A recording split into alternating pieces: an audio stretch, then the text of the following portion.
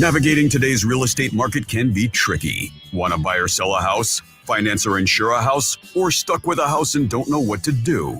Florida Talk Real Estate has been your local one-stop real estate shop since 2012. Get the advice you need from your local real estate pros. Here are your hosts, Jim Paola and Johnny C. live on Real Radio. Good morning, everybody. Happy South Florida. We are live on WZZR. This is the Florida Talk Real Estate Show. I am winging it. I almost said free something it. This is Jimmy D. Falling. Yeah, free falling. I almost said it, Jimmy. You almost had to dump me twice in 1 month. In 12 years, nothing, and twice in 1 month. But you didn't have to. But this is Florida Talk Real Estate, your number one real estate information provider in South Florida. We give you the news that nobody else is telling you about, and we give it from a consumer perspective so that if you have questions about is it a good time to buy or sell, or is it a good time to refi or have mortgage questions, or if you have homeowners insurance questions, if you own a house, who doesn't in today's market, we have the answers for you right here, right now. And we've got a great lineup today. Johnny C. is calling in sick today. Not really sick, but his car is sick. So Johnny is stuck on the side of the road or something. Kind of like Tua Tagovailoa. Tua, how do you say it? Pretty much Tagovailoa, right? Tua. Vailoa. I love the guy. I don't even know how to say his last name. I call him the Dolphins quarterback. There you go. Yeah. That works. Yeah, that works too. And we've got a great lineup today. So we've got Mike Rauch from the mortgage firm. Good morning, Mike. How are you doing? Good morning, Jim.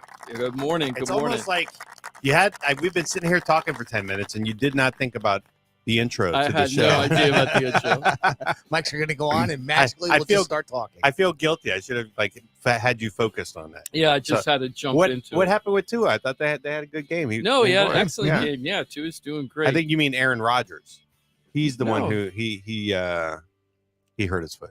No, I was saying that I can't say the guy's name right. I couldn't say Tagovailoa. Why am I saying it wrong? I say it right off air. I can't say it on air. Even when you say it right, it doesn't sound right. And of course that's Can you say it right, Jim? Oh yeah. Tagovailoa. Nope, that isn't right. Tua Tagovailoa. Tagovailoa, I think is how you pronounce it. Tagovailoa. Dolphins. We used to. I know, right? We got a player, Renegade Sports, our sports agency that I co-own. We got to get some Miami Dolphin players so we can find out this stuff and find out how to pronounce Tua's name. And then, of course, we got Jimothy, the I was going to call you executive producer. Is that kind of true? Let's call you executive producer. When people want to fancy up the title of what we do back here, that's what they do. They put executive on there like it means something. No, we're a board jockey. That's that what way I am. That way I don't have to pay you as much. I can just give you a raise and call you executive producer. Actually, I think the executive producer is the one who gives the money. Yeah, that's right. It. Oh, so you reverse the roles. Cough it up. And off up a buck, you cheap bastard. And we've got Ross Komarinetz from Brightway Insurance. Only the Juno Beach office. That's right. A couple of days ago, I was talking to somebody we know calling the database, and they were like, "Oh, we already used Brightway." I go, "Use Ross's office, right?" No, we got Brightway, and I'm not asking Ross to say anything right now. All the Brightway people are not the same. You got to go to Ross, okay? So Ross is Brightway. It's good that he's with Insurance, Brightway. Juno At least Beach. he's in the right hands. Yeah, it's with Brightway. Same thing at Keller Williams. There's a lot of us out there, but not everybody does the same thing that Ross does. So you got to talk to Ross, okay? We got a lot to talk about today. First thing I want to talk about is Jimmy Buffett. I have a Jimmy Buffett story. I forgot. I think he passed right before last week's show. Right. Yeah. And I forgot to mention it on last week's show, so I'm going to break it up. I have a Jimmy Buffett story for people. So what's going on? I think it was 2 weeks ago. We didn't have. Were we on last week? You were not on last No, week. but I played herd. It was me and Johnny. Right, but I do remember being on the show the day that he passed. So it was 2 weeks ago that he passed. Oh, Yes. sorry about that. Right. Wow. Time flies. Yep. Sure does. Yeah. So I screwed up. Don't blink. It's going to be Christmas. I screwed up 2 weeks in a row. I didn't have a chance to go to my storage locker or storage center to actually get the articles to prove this happened, but I am going to get it, and I'll do a little video blog on it later. So when I was in college, I worked at the Independent Florida Alligator, which was the largest student-run newspaper, independent newspaper in the country. for college, and it was one of the top journalism schools in the country at the time. We were probably in the top 5. Some people argued top 2 journalism schools in the country, and I was over there, so I was proud to be over there. Did you call it J School? Yeah, we did. We Nice. called it J School. Nice. Yeah, does that make you feel good? And what happened was when I was at the paper, they had beach. It was pretty interesting that Independent Florida Alligator. The reason why it was so good, it operated just like it was not connected to the university and didn't get university funds, so it could write about anything it wanted to, any way it wanted to. In fact, the paper was off campus, and it won this big national award at one point about abortion rights in the 1970s. So I don't want to get into that right now. But the bottom line is that the student government back then, we had about 30,000 students, and they all paid a fee for entertainment. You know that, Ross, like the entertainment fee that came with your credits. So that paid for football and your student. That was like all this stuff. 30 something. Come on, I'm older than you, and I remember. know, man. So part of your fee was to pay for all the student activities, and our student government controlled like $4 million of money a year. Yeah, exactly. It was like, and they ran a community of 30,000 students. So it was like a little small government, and had a judicial branch, a legislative branch, a presidential branch. So then you had the fourth estate. So the journalists went in there, and they, student journalists, and they're trying to make sure that the government was run properly and not wasting money, not wasting student government money and everything. So there was a lot of fights between the student government people and the journalism people, just like you would see in real life. It was just like a little ecosystem of that, mini ecosystem. So I was always fighting with the student government people and writing stories that they didn't like. So one time they came up to me and said, "Hey, Jim, for the pep rally, Gator Growl, which is the largest student-run pep rally in the country, we have a really big announcement. We just booked Jimmy Buffett to come in." Now, this is probably like 89, right? 89 or 88. And we just booked Jimmy Buffett to perform at Gator Growl. Now, they've been asking Jimmy Buffett to perform at Gator Growl for like 15 years at that point, right? And he would never show up. And it was a very big deal that they wanted him to show up.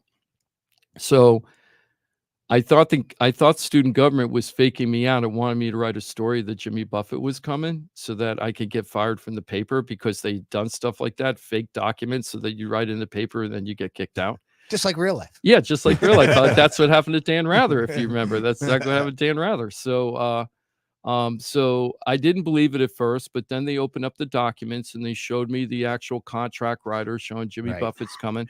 And it had to be a couple inches thick. It was pretty crazy, right? It wasn't like 5 pages. It was a lot of documents. I never saw anything like that before. And I went through it. It looked legit to me. So we ran it the next day on the paper, ran on the front page of the paper. Well, it got picked up by the state wires. So it ran every newspaper in the state was writing that Jimmy Buffett's coming to Gator Growl. Well, there was a problem.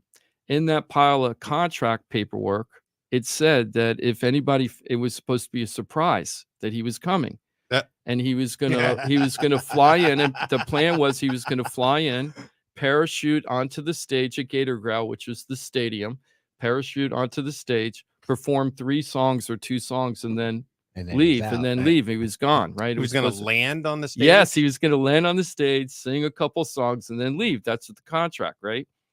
So I write the story and didn't know that there was a clause in there. So after I ran the story, they made the state wires. Everybody had it, like Florida Times-Union, Miami Herald, Orlando Sentinel, Sun Sentinel, every paper, Sarasota Herald Tribune, every paper in the state. I was so proud because I was a young kid, right? I'm a college student.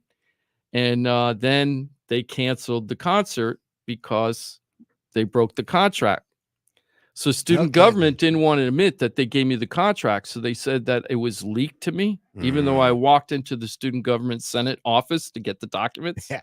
And then they said it was leaked to me. And then that I leaked it on purpose to cancel the concert. All right. Oh, so they did try to get you. And then the next thing that happened is we got all these bomb threats at the building. So we had to leave our newspaper for multiple times. Wow. This is serious stuff. And then I couldn't go to any of the bars. I couldn't go to any bars because everybody wanted to kick my butt. So anytime, and I went to bars, right? And I couldn't go to any parts. Everybody wanted to kick my butt. And then the competing publication at University of Florida was a magazine. So they had a monthly magazine and the daily newspaper. And on the monthly magazine, it was called Orange and Blue. It was called Orange and Blue magazine. They voted me at the end of the year to be most hated man on campus because I canceled the Jimmy Buffett concert. No kidding. And then on top of all of that, I got an F in my journalism assignment because when the article came out, when I walked into my journalism class, Dr. John Griffith, God bless him, he passed now, but he was like a really famous journalism J school professor. I walk in his class. I have the front page story. All the students in class are talking about how I had the front page and everything, and it was on the state wires. You're walking in like, "What's up?" Yeah, I was feeling so bad, right? I'm walking in, I'm feeling bad, and then the Dr. Griffith, God bless him, he comes in and he says, "So, Jim, I see you got the front page of the paper today." I go, "Yes, sir." And he goes, "Yep, you got an F." I'm like, "An F? What did I get an F for?" And he goes, "Fact error." I go, "I didn't have any fact error in that story." And he goes, What "Yeah." are you saying? Oh, fact error. Fact error. Okay. error. All right. And I was Factual like, error, "I don't yeah. have any fact error." Was I spelled Jimmy Buffett's name wrong? Oh. Can you imagine? One There T. you go. Just one T or one I F? called it one T, one Jimmy T, Buffet. Jimmy Buffet, Jimmy Buffet, Jimmy Buffet. So my professor gave me an F because we got the name wrong. I argued, what about the editors and the copy editors and the people that put the paper together, the layout and design? Nobody caught it, including me. He didn't care. You know, he goes, somebody drop the T, you get the F. So I got the F, got voted most hated man on campus. Couldn't go to the bars. Couldn't go to the bars. Jimmy Buffett doesn't show up to the concert. And now you finally have your chance to call. Who asked you to write the article? The student government. It was S- Florida student government, Florida SG, the UFSG. Student I feel like government. they've made movies about that. So God bless you, Jimmy Buffett. I have had many, many pain in the asses.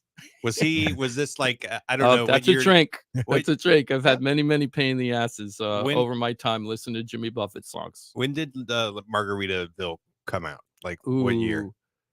I know it was the 70s. I want to say, look it up and see if we're right. I want to say 72 to 74. I bet you it's 72, 74. It could be 78, but I think it's 72, 74. Oh, I see it. Oh, a little higher? 77. Oh, 77. At least 77. according to Mr. Google. Yeah. I said my second guess was 78, so I was close. Hmm. Kinda. Kinda. In Okay. my world. But anyway, God bless you, Jimmy Buffett. Did anybody everybody else think joined. that it was going to be a different Jimmy Buffett, not the Jimmy Buffett? See, that's where I Oh, thought the that- story you was thought going. that I was was gonna thinking go. too. Because he left the T off. So. Well, Yeah. let me tell you, Different guy. covering that Gator Growl was a really big deal. They got up to 80,000 people at that Gator Growl, and I covered like 3 of them. I saw Robin Williams there, Billy Crystal, and the Smothers Brothers, Wow. Bob Hope, There you and go. then Jimmy Buffett was supposed to come. All right. Now, Bob Hope was just normal Bob Hope, but the thing was, Robert Williams. Oh my gosh, that guy was coked out when he was on that show, and he was just sweating like crazy, and he was totally crazy. And then he kind of changed Gator Growl because he was doing that moisture seeking missile thing where he would take people's cameras from their hands and shove it down his pants and then take pictures of his crotch. And that was like a thing that he did during that time. That was like part of his stick. And University of Florida did not like that at all. And they said no more Robin Williams anymore. So the next year they brought in Billy Crystal. Billy Crystal looked like he was going to, you know what, in his pants. He was so afraid going out to 80,000 people live. He was Really? terrified. Yeah, and he was super famous back then. He was already very well I was established. going to say. That's, And he was awesome. And the audience loved him. They loved Robin Williams too. And the audience just ate him up. But man, I couldn't believe how scared he was when he went on there. I'm like, I was actually thinking, is it worth it? That's how scared he was. He looked that freaked out. Like, and it was And he really interesting. he did live performances then too, right? I mean, Yeah, it wasn't like it was yeah. just TV, you know? Yeah. I mean, behind the camera is one thing, in front of people is another. Mm-hmm. Yeah, but when you're back then, the biggest like venues they did was a theater, with Yeah. 3,000 I guess people. 80,000. 80,000. Yeah. Maybe Yeah. that's it. It's pretty crazy. It was a lot of fun. But anyway, that's my Jimmy Buffett story, or Jimmy Buffet story. Take your pick. You were right, Mike. It was 2 weeks ago. September 1st is when he Wow. passed away. September Yeah. 1st. Okay, I wanted just to do a couple of shout outs if you don't mind. Yeah. Shout out to whoever let's go. planned it for Jimmy Buffett to parachute onto a stage. Was he like a big skydiver, Jimmy? Yeah. Jimmy Buffett. I have no idea, and I still don't know why they did that. I still to this day don't know why student government would screw up their own deal, right? I just don't have any idea. I think it was a hit job. They're Well, probably get you. behind 9/11 too. Is a very elaborate scheme to get Jim an F on the assignment and to get him banned from the bars. And it was probably a lover scorned. Yeah, exactly. Who was the it was, head of it the was some SGA. girl's ex-boyfriend that Jimmy Yeah. was Some girl that Jimmy young was Jimmy. back in when he was a rake. It was yeah, Stalking the exactly. streets of Yeah, exactly. Rake. A rake. Oh my gosh. What is it, 1930s? That's 1930s. That's awesome. you have to go back further than that. I was listening to something a couple of days ago. I don't know why I heard it, but when you talked about when I was doing my signature with the stone tablet, Yeah. that was so funny. I was listening, it made me burst out laughing again. I go, that is funny, I man. had to That is sign so my funny. first contract with a hammer and chisel. That's so funny. I'm sorry. I'm looking for. Shout out. I remember what. There it is. Sorry, I couldn't find it on what screen. Okay, bunch of shout outs today. We've been pretty busy. Florida Home Pros with Keller Williams Innovations. That's the team I run for real estate. And we've had a lot of real estate stuff going on, so let's get into it. Chris, remember we put his house, his 3-bedroom, 2-bath home in Hallandale on the market last week. Gone. Okay, gone. Wow. 7 days on the market, gone. Got a very good buyer. Went through the inspection. We're waiting for the inspection results right now, but that house went under contract. 7 days is actually a little bit of a misnomer because we had 3 other offers. And we were negotiating for several days before he picked somebody. So really it was kind of gone in 4 days. We just didn't know which of the sellers or which of the buyers was going to be the winner. Also, we put a property over in Sunrise Lakes on Lake Worth. Bennett wanted to say thank you for trusting us to put the property on the market. It's a 2-2 condo, 55 and over on Sunrise Lakes Boulevard in the community of Sunrise Lakes.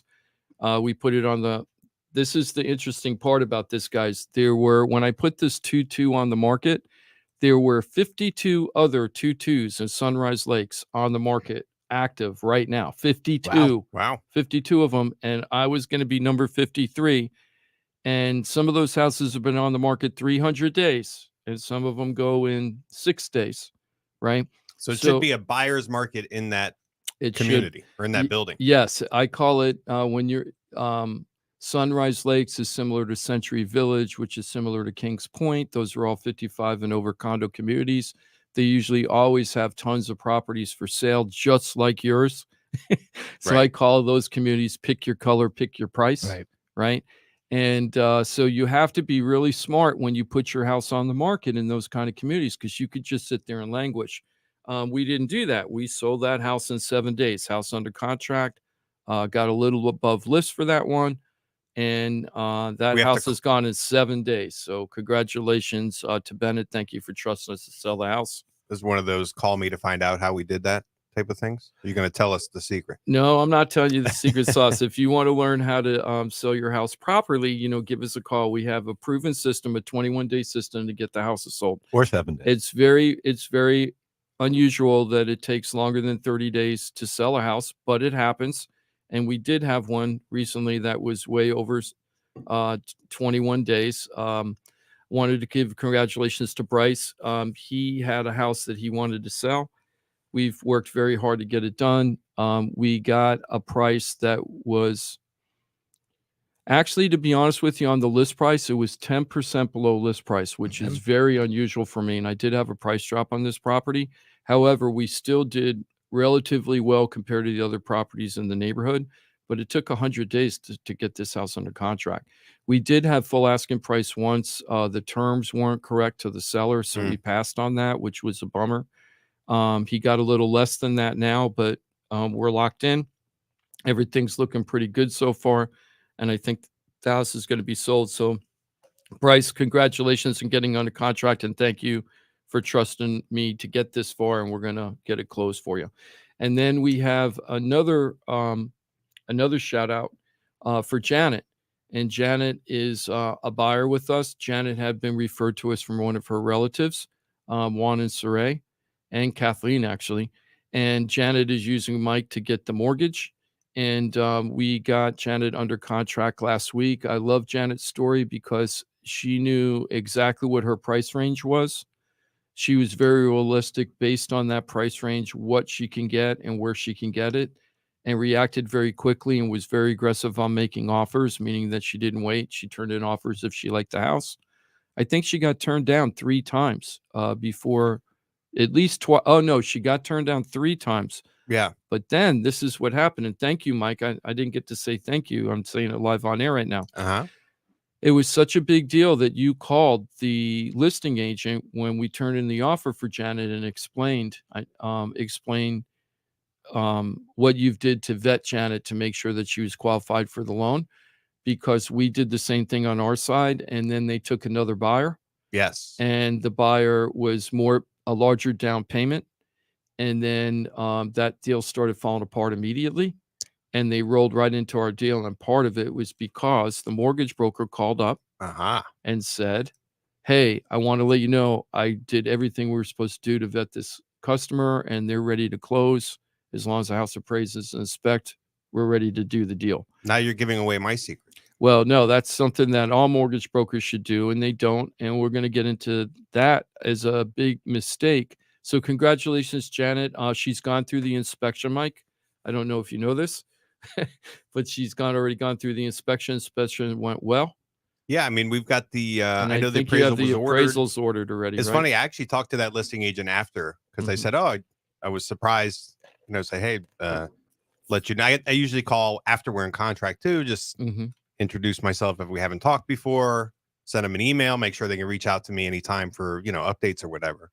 And I asked her about that cut, and she said, yeah, it was a, conventional loan, bigger down payment, but immediately they started like beating us up on inspection issues or something, like just things started going wrong like quickly. And Very they said, quickly. you know what? Never Quickly. mind. We got a solid offer behind you. And somehow they were able to cancel and switch it over. So good news for us, because Janet was at a price point where it's very competitive. We're going to talk a little bit about that later in the show, because I have an example. I want to use Janet as an example about buyers in today's market. I've been pushing a message for a little bit about buyers with these high interest rates and high prices. So we're going to get into that a little bit later. Just a couple other just really quick shout outs. Hold on here. I'm trying to pull up. This would be driving Johnny crazy right now. Okay, I'm going to do this. Mike, why don't you tell people how they can contact us off air while I'm looking up what I'm looking for? Off air? Yeah, like I get my cell phone. Call the 888 number. Do you know? Yeah, call us up. 888 972 3 973 7828. Oh, 7828. You can call that line actually 24/7, right? You're going to get live. Somebody's going to answer that line. That's correct. And at some point you can talk to one of these famous voices that you're listening to. Jimmy D, Johnny C, Rossi K, Mikey R. Right? That'll work. FloridaTalkRealEstate.com. Now, how do you call? What's buy the a number to house? call right now to talk to us? 877-927-6969. Yeah. Pick up How that phone. could you not know that, Mike? You've been such a ZZR head all these years, like me. I've never called. I've never been a radio caller. I have so. I have Long that time, first time, I first have time, long that time. number. I have that number ingrained in my head because of Dr. Rich. The way that Dr. Rich delivered that 877-927-6969, Yeah. he just had this voice inflection every time. It was awesome. That's I was WN. Yeah, he was so awesome. I miss So I've his never dialed that entertainment number so much. Yeah. These days people don't remember numbers very much. I just learned Yeah. Tiffany's number, recently. Only because you had to, Yeah. right? It's like, wait, only because I had to plug it in when you go to the stores. Like, do you have the rewards? I'm like, let's give it a shot. Yeah. And I would give them Tiffany's number. Yeah, I don't know. Oh, I still use your number at Best Buy. There you go. Nice. So when I do stuff, Mike I got a use new your TV. Best Buy I get number. With points his there. points. Yeah. I got that from Natalie, and then I still use it because it's the only one I know. So I still use it at Best Buy. I think you get points for it. So Do you get a congratulations. discount ever? I don't know. I think I have gotten discounts, so I think you get points too. So you take my points. All right. Yeah, there you go. Nice. So that's That's one all of my aliases. That's Is some my sort Rauch. of, that's what they go when they go, hey, do you want to use your points? And Jim goes, Hell No, yeah. wait. Oh, I've never used the point. No, I've never $25 used. coupon. Yeah. No, I'll take it. I never used the points. I've only given you points. We'll But, see about that. Yeah, Go get it's like, your, take a look. Go get your free flat screen, Mike. There you go. Hey, I just wanted to give other two just quick shout outs. We got 2 brand new listings on the market. We have a really nice 2-bedroom, 2-bath villa, 1-car garage, CBS home in the Isles of Aberdeen. Now, Aberdeen is in Boynton Beach and is very well known as a very active 55 and over community. It's also known for its membership equity. Some of the communities has restaurants and pools and all kinds of activities, all kind of crazy stuff. But the membership is somewhere between $30,000 and $70,000 a year on top of your HOA fee. Not a year, $30,000 to $70,000 to buy in on top of your HOA fee. The membership equity. At membership equity.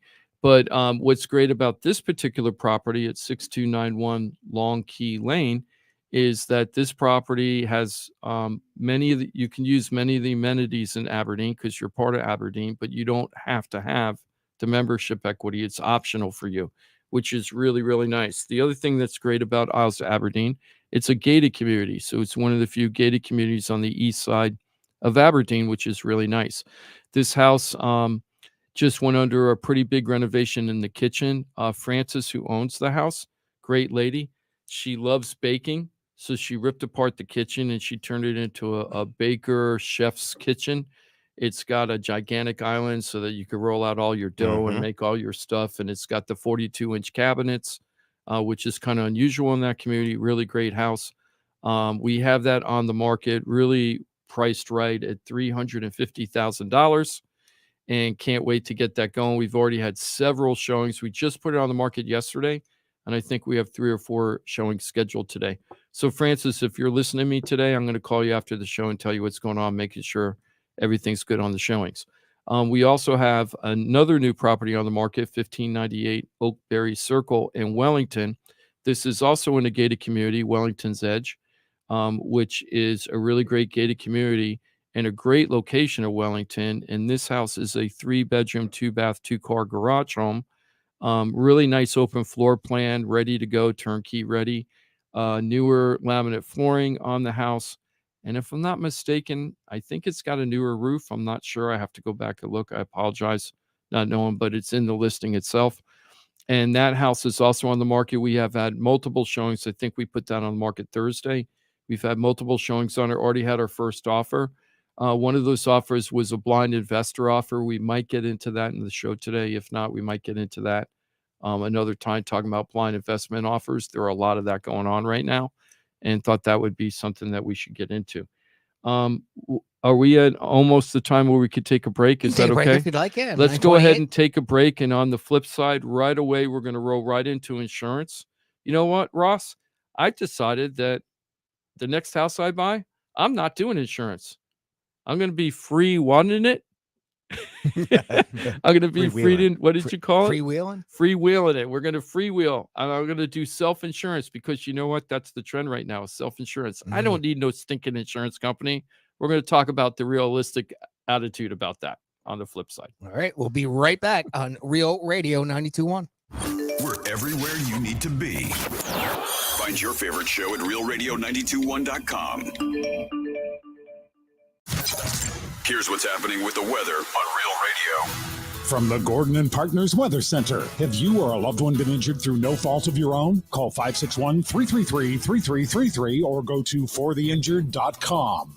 I'm meteorologist Jennifer Collins with CBS 12 News. A coastal shower chance through this morning as temperatures return to the upper 80s this afternoon, with more showers and thunderstorms with potential for heavy rainfall at times. Then partly cloudy late tonight. Temperatures return to the 70s by Sunday morning.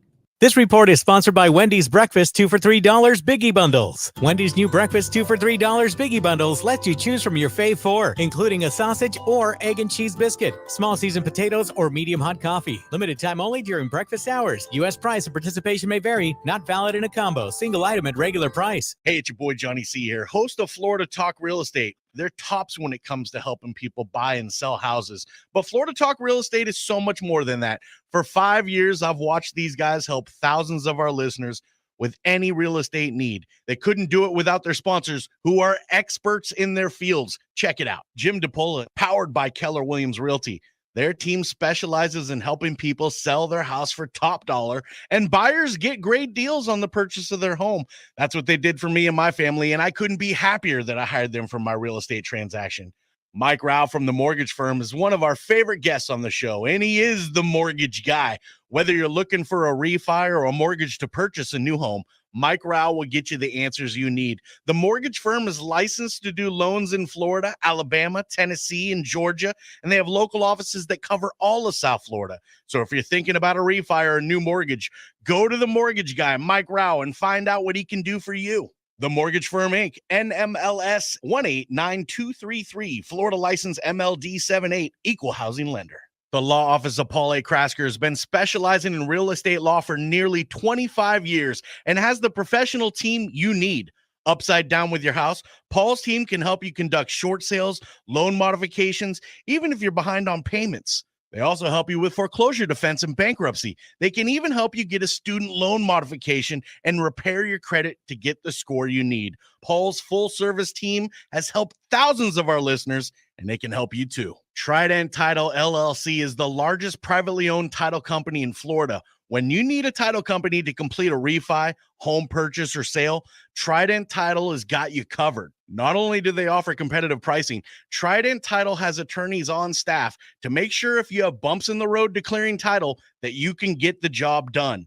Beware, not all title companies in Florida have attorneys on staff. Trident Title does and complies with all the new federal regulations released last year. Ross Komarinetz, owner of Brightway Insurance, has been helping our listeners get great rates on homeowners insurance plans. Haven't checked your homeowners insurance policy in a while? This is a great way to help reduce your monthly mortgage payment. Ross can also help with renters and auto insurance. Ross is only a phone call away and can usually get the answers you need same day. Call Ross today at 561-425-6228 or drop by his office at 873 Donald Ross Road in Juno Beach. So now you know why I'm happy to be part of the Florida Talk Real Estate Show, the longest running real estate show in Florida. And all these sponsors are just a phone call or a click away. Just call 888-973-7828. That's 888-973-7828. Or go to floridatalkrealestate.com. That's floridatalkrealestate.com. And don't forget to use the most accurate search engine to find your new home or ask for a free home valuation because floridatalkrealestate.com has you covered. That's floridatalkrealestate.com. This is Real Radio 92.1 and 101.7. Real talk for the Palm Beaches and the Treasure Coast.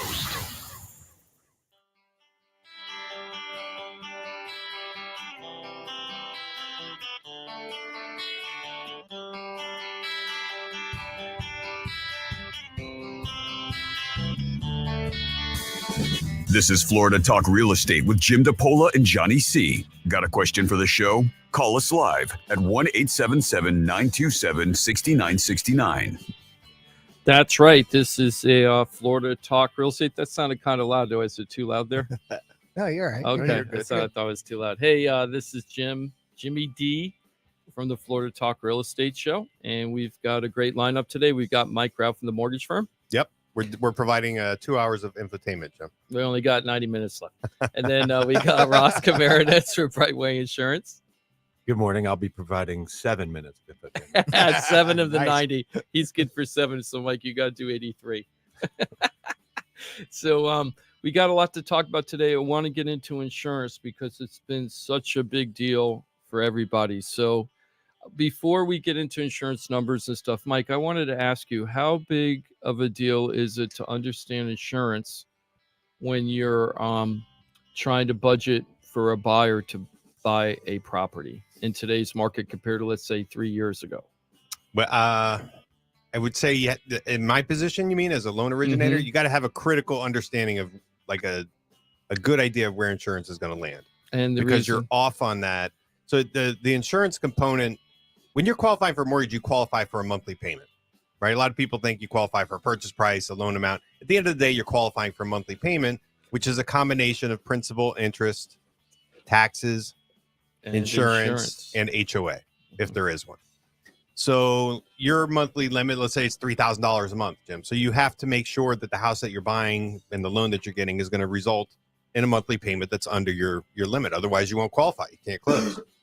So insurance is a big component of that. It could be, I remember back in the day, Ross, my standard quote was something like, $2,000 for the year, Yeah. $2,500. Yeah. And now, And then new construction was like $800. yeah. Actually, new construction, you could probably still find like $1,200. Yeah. We could, yeah. But like Premier was. Well, what is- So that's the difference between 175 a month, Jim, and then what am I quoting now? Like typically 350, 400, something like that. Mm-hmm. So, so four grand, 4,800, just as an estimate to give people a rough idea. And I know somebody is like really pushing their limit on the purchase price, which a lot of people are. Then sometimes they'll say, okay, what's like the lowest insurance number we're going to be able to find realistically? And I might drop it down to say $300 a month, right? But that's a big difference. $400 to $300 a month, $100 on the payment that's a lot of money on purchase price. That's 15, 20,000. Yeah, so it's $30 per 5,000. So it's Right. at least a $15,000 swing right. in loan amount, Mhm. and more or less purchase price. So, and that's $100. That's a big difference. So And- it's super. And if you get it wrong, imagine this scenario. It's horrible because you go through the inspection, you go through the appraisal, everything's looking good, and then you get the phone call. Hey, we can't get insurance. The insurance is so expensive, it's blowing out my debt to income ratio. I can't buy the house Right. anymore. And that's just one of those surprises that you don't want to have, because that means you're in contract. You've spent time, money, energy, and you're expecting to close. And if you can't close, I tell people all the time that getting into contract is not the goal. It's a step, but it's not the goal. Where's the finish line, Jim? Right. The finish line is You gotta closing. close. And if you have no chance of getting to the finish line, why are you running that race? Right. Right. So the idea is always be closing, ABC, Yep. but always not be in a closing. sales sense, in a like legit transaction sense. Yeah, and you got to understand these numbers before we get to Ross. I just a couple weeks ago, Ross, I had a national company with a loan officer from out of state that gave an approval to a buyer for one of our listings. And when I called up the mortgage guy, he was not real happy of the questions I was asking. And that as soon as they get mad that I'm asking questions the way I ask, and I'm not asking in a mean way, I'm asking like, hey, what exactly did you do to qualify your buyer? And this guy, I'll never forget it. He said to me, I did exactly what you need to do to qualify for a loan. And he started off kind of snarky with me. So I can get snarky too. That's fun, right? Right. So I said, okay, well, then let me be a little more specific. Did you look at the tax returns, the pay stubs? Did you look at the back end and front end debt to income ratio? Did you run a credit report? Did you go to the court and check to make sure they have no bankruptcy, repossession, foreclosure, or short sale in the record that's going to stop the sale from the stop the sale in the middle of the deal? Have you done all of that? And and then the guy had a little bit of different attitude with me at that point because I was asking very specific questions. He answered those. He didn't really give me the answers I wanted. He was being obtuse. So then I was like, well, is your guy W-2? Is he self-employed? Are there any bonuses or extra money that is going to be given to him or her that's going to have to be difficult to actually count as part of his income? Have you figured all that out? And then I never forget, he said to me, are you a mortgage broker? Sounds like it. And I go, no, these are all been deal killers in the past. I've been doing this for a long time, and I want to make sure that none of this happens to my seller. And then finally what happened was I finally said, and he really wasn't answering. His answer to me to all those questions was, are you a mortgage broker? Not like, oh, wow, it sounds like you know what you're doing. Let me tell you what I did. So I said, let's just cut to the chase. I go, how much did you spend? How much did you budget for homeowners insurance? Right. And listen to what he said. Now, this was a single 3-bedroom, 2-bath, single family home in Palm Beach County. Okay. $101 a month. So I said, wait a second. You're telling me that you budgeted $1,212 for the total homeowners insurance policy to be budgeted for this house. And he goes, yeah. And I go, what state do you live in? And he goes, what business is of yours? And I said, well, it's my business because you don't know anything about Florida insurance going on right now. And I go, and I'm not putting my seller in a contract with your buyer if you don't know what's going on down here. I'm going to turn this offer in. I'm going to talk to the seller about it, but I'm also going to tell the seller what you guys have done up to this point and tell him that I don't feel comfortable with this at all. Guy got very upset. Of course, we didn't do a deal with that person, right? The whole deal fell apart, but I'd rather have it fall apart right there while we're getting the offer than falling apart after we take the offer. I would even before you ask that question, Jim, the first question should be, okay, what payment do they qualify for? Because if the LO can't pull off the top of his head, or very easily, not top of the head, but maybe in front of the computer, the maximum payment that they qualify for, which means I have done the debt to income analysis, and I said based on their income and based on their existing debts, they qualify for $3,000 a month, or it's $2,950, or it's $2,400, right? Whatever the number is, that's it. That's as far as you can go, right? That's the max DTI that they're going to get approved for, whether it's FHA, conventional, VA, whatever it is, right? If you don't know that number, you haven't really. What did I do? I closed my video. That's okay. I'll come back on a second. Okay. But no, I did it, Jim. I hit something. Okay. And then once they tell you that number, then you can say, okay, now what do you have budgeted for insurance in there? And if he tells you $100 a month, then say, okay, well, if they're at their max at $100 a month, $3,000, they're hitting their limit. Guess what? When the policy comes back and it's $400 a month, you've just blown it out of the water. So what are you going to do under that scenario, sir? Oh, well, we got, $300 of debt we can clear. But really, you're going to pay off a car? Is that what you're doing? Right. Oh, at the end, and this is at the end when we're very close to closing, when there's no time left. Right. I mean, you're not finding out on the first day of a 30-day contract. You're finding on day 21. And we deal with those companies too. We send them a quote, and then a month beforehand, and then they'll be like, hey, they'll send us a request for insurance. We'll go bind it. We'll send it to them, and they'll say, oh, this is too much. We've had it for a month. Right. And there's why also, did you plug the numbers that's in? the thing. Also, some people aren't getting insurance quotes. We have a pretty streamlined process for getting quotes, right? We know, you guys know as the agents, regardless of the type of property, you're getting the insurance inspections, right? So the limit, 4-point, and under most circumstances. And then you provide that to us, right? And we're doing this to be as a convenience, right? We don't want to be surprised by insurance, which means we want to get it as soon as possible. You, in fact, get insurance quotes before you have a client, right? So you're trying to give them information wait a second, here's a real number. But when it comes down to it, and then we'll send over to Ross, and say, hey, guy, can you work up some quotes? And they'll come back with options. When this is very streamlined, very fast process. How many other teams do it like that with you, Ross? Are you getting your quote requests from consumers, from agents, from LOs? We have a few mortgage offices that we work with that kind of have the same, if they have the WinMit and 4-point, they'll send it, but, giving us the name, address, birthdays, things like that, so that they know the numbers too. But there's some realtors, Do you have many realtors that, like our team, actually takes a quote for a listing? No, I don't have anybody that does a quote. No, yeah, and not for the listing. wow, that's kind of nice. That makes me feel good. We actually, at the Florida Home Pros, we put the insurance quote for our listing on the listing. And the reason why we do that is we want to make sure as best we can that, because we can't control the buyers. We don't know who the buyer is. We don't know who the mortgage company for the buyer is. We don't know the title. Well, sometimes we know the title company if it's in Palm Beach County.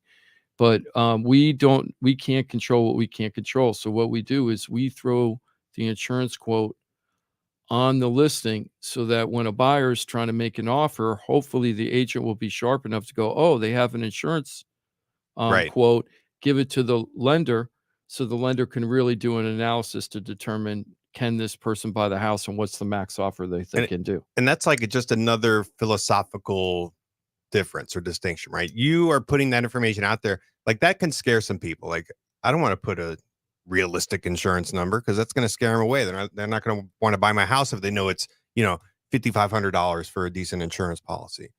And some people try and hide that until you're in contract and you're a little bit deeper, and then you get surprised, and then you have to massage whatever it is. Yours is like, hey, I want the information out there because I want a contract that's going to close. So I want realistic numbers. I want your buyers to have a realistic expectation. And not only do they know their numbers, but their professionals know their numbers so they can qualify. And if you blow out the insurance quote, you're usually finding out on day 25 of a 30-day close, and then you find out you have a problem. So let's just say like you had that situation where the mortgage company said very late in the process, this is too much money. We can't work with this number, right? So what would a seller do in that situation if there's no way to do anything about the insurance policy? The only way you can get that deal closed then is if the seller drops the price low enough in order to make the debt to income ratio. Is that true? Oh, you're making a face. So that isn't well, even it depends true? on how much you're off. Like, so Let's say you're off $300. Jim, that's so much money. That's what I'm so saying. Much money. That's what I'm saying. The real place that you would attack that, in my perspective, is debt. So like I joked, like you get rid of car payment. Some people have a couple credit cards that might have balances that result in monthly payments in that range, right? Like a minimum payment of $125 a month. So you could pay off that credit card as part of the closing process. But what happens if it was an FHA buyer and they don't have the money? So then the only way that seller, what I'm trying to bring the point is the seller saying, I don't want to have the insurance quote out there because I'm afraid that it's going to look too high. Oh, and then you'd rather know now than on Sure. day 25, because on day 25, if you have to close, the only way that you're going to close that deal, probably, unless the buyer magically has extra money, is that you're going to have to drop your price if you want that deal to close. So if not, you can cancel the deal and start with somebody else. Know, if it's $300, it's $5,000 per $30 increment. That's 10 increments of 30. That's 50,000. They would have to reduce the price. It's ridiculous. What happens in that scenario? Because when they can't close, what happens escrow? Well, I'm knocking on wood, and I hope this doesn't happen now that we're talking about it. It hasn't happened to us. I'm knocking on wood. Mike, I don't remember it ever happening to us because we kind of do all this stuff up front, right? Have we ever had this situation where we couldn't close because of the insurance? I've definitely had situations where I had to go to Ross or his, people like Ross, Special insurance agents, and just say, hey, listen, the insurance is a problem for DTI. We need to get this as low as possible. And that's where maybe this insurance conversation goes, because a lot of people are having to make that decision anyway, which is, I got to go with just the cheapest policy possible to get my foot in the door, or to make the monthly budget right, or to make ends meet, right? Like I just can't afford the type of insurance I would want, but I got to have something. So give me whatever meets the minimum standard. And so sometimes you definitely, I had to go back and say, hey, listen, we need to get a better number here. And then sometimes that puts you right at your max too. And you're only doing that if you're already at your max. Yeah. Right. Either from a budget or from a qualifying perspective. I was going to say another thing on it, but well, while you're thinking, if you have any kind of insurance questions, now is the time to call. We are live right now. We're not a rerun. We're actually live, right? We're almost always live, but we're live here. So if you have any questions at all, just pick up the phone and give us a call. 877-927-6969. 877-927-6969. We know you have insurance questions out there. There's so many people that do. So give us a call. We'll give you the best advice we can. We got Ross Komarinetz here from the Brightway Insurance Juno Beach office to answer your questions. And we always try to give you the best information possible.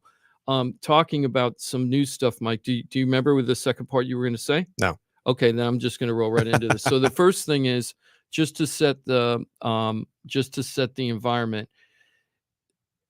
We're hoping that the insurance policies start reducing, the premiums start reducing, and I saw a rate decrease two weeks ago. What do you mean a rate decrease? His premium at renewal. Wait. Rate decrease. I don't even know what that means. What does his renewal premium was less? Now we're in fantasy land. Yeah. With no changes, just the same policy, same coverage. I checked like 3 times. Huh. Wow. Just to make sure. Like, did he make a policy change? Did we reduce? No, it's all apples to apples. Like significant. Well, that it was like $200 off of like 3,900. Wow. So went to like, I think it was 39 to 37. That's 5%. So take it. Yep. Yeah, I mean, right now, we've experienced such huge rate increases the past like 4 years that I'm starting to see the carriers like, hey, we're having an expected statewide average of like 5% increase. So, well, that's good news. But Citizens is asking for a double-digit increase right now for next year. They're asking they're all for double roughly. digits Yeah, I know. because the I cap know. is a double-digit cap. Yeah, And exactly. it What always is the goes cap? to the cap. 14, isn't it? I think it'll be 13 this 13. 13 is next the year, cap. 14, Yeah, they and were then asking 15. for 12.3% roughly, and the state is haggling them down to 11%. So we don't see any relief coming soon, maybe except for that nice little glimmer that Ross just gave us. And you know what? I'm kind of smiling right now because hey, I'll take anything right now when it comes to insurance. So if you've 11 seen instead any of kind, 12. well, I'm thinking about the 5% reduction that somebody just got. So over time, maybe we are going to see this. It's not the changes they made last summer have not been around long enough to really see the full effect. So we're all in this room hoping that we're going to see the results that the legislatures are hoping will happen from last year's changes. So we'll see what happens I with think that. the one thing we talked about, and I think it's gone down, but it's still a big number, is the amount of lawsuits filed for homeowners insurance claims. Right? Yeah, I Like think we talked about it a couple weeks Yeah, we ago. It was did. like a Yeah. reduction in 200 it's or something like still that. a big number was- that they're being filed, but it's less than before. So Yeah, so we're that's starting to see probably- that come down. Now, here's the thing I really wanted to talk about insurance this week because I think it's something that comes up all the time now because the premiums are so high. Do I even need insurance? Maybe I should just quote self-insure. Right now, self-insure is making me laugh pretty hard because there's going to be very few people I think that are going to be disciplined enough to actually do this. But what the heck is self-insurance? I was like, self-insurance, it sounds so. I got this off of a local news station in Orlando, right? Maybe So- it's self-assurance that It nothing's says- going to go wrong. The headline says more Florida homeowners are self-insuring amid property insurance crisis. Here's what that means.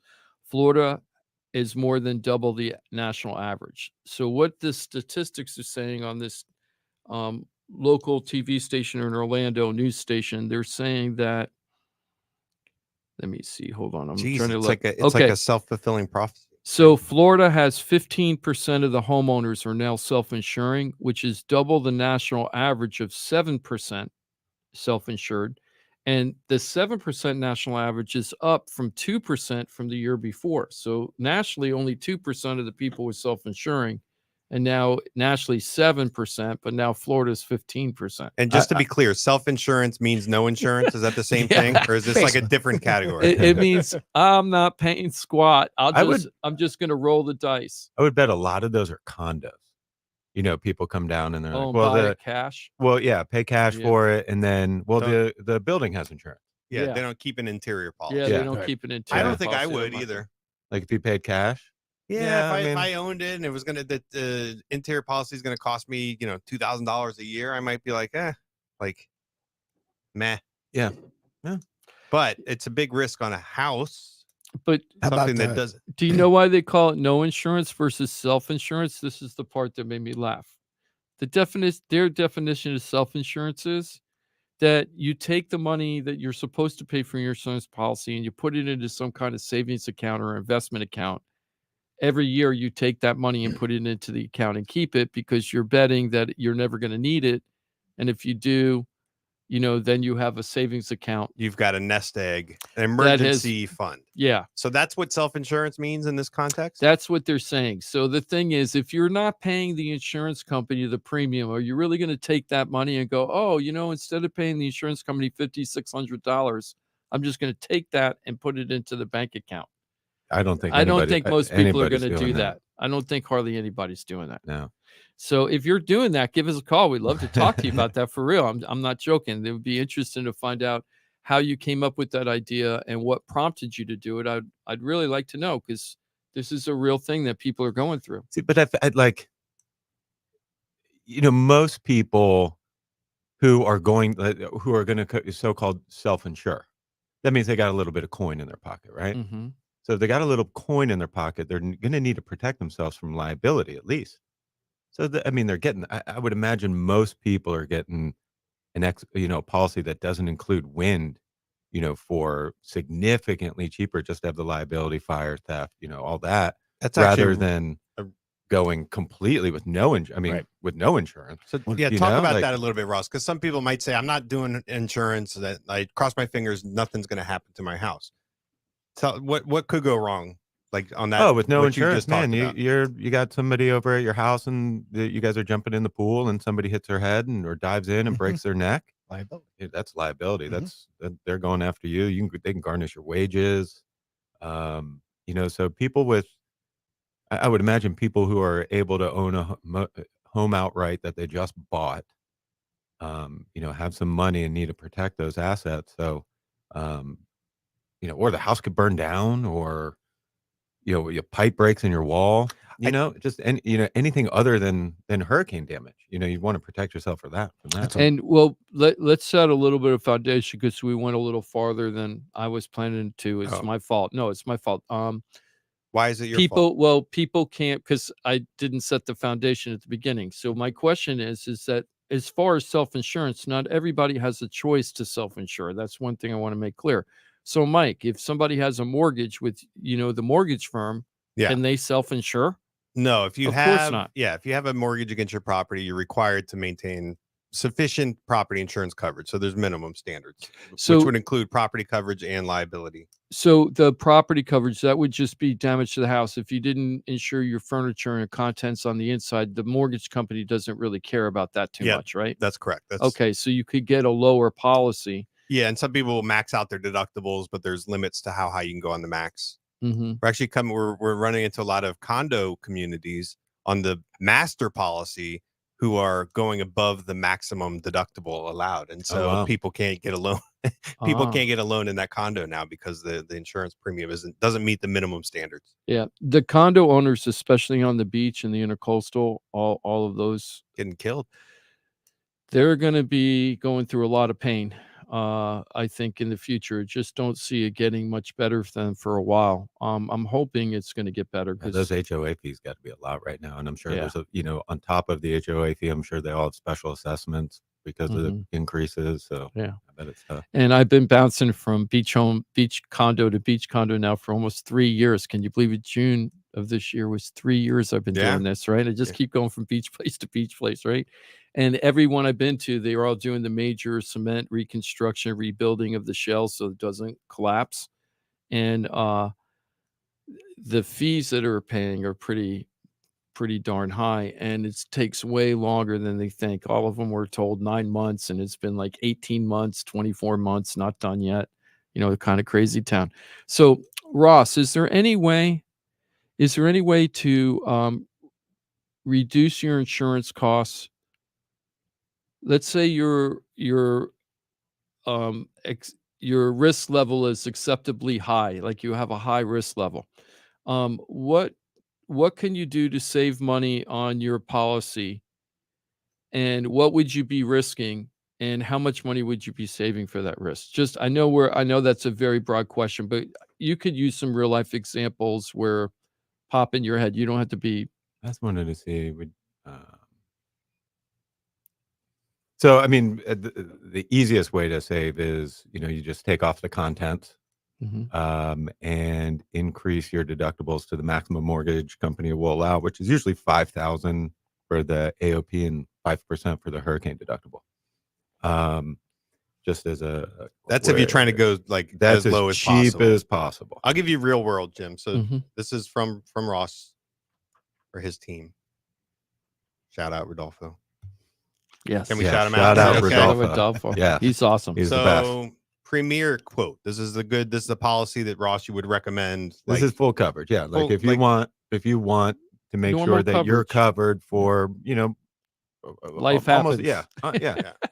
Yep. So 6,200, 6,214, and then the budget option, which is not the cheapest, but just the reduction in property coverage, the reduction in like how it's covered, whether it's replacement cost versus used cost. And we just slightly increased all of the peril deductible. We don't touch the hurricane deductible because that makes it too high. 4,200, 4,272. So that's a savings of 33%. There you go. Yeah. And I think Ross said 25% It's reduction in probably the annual premium.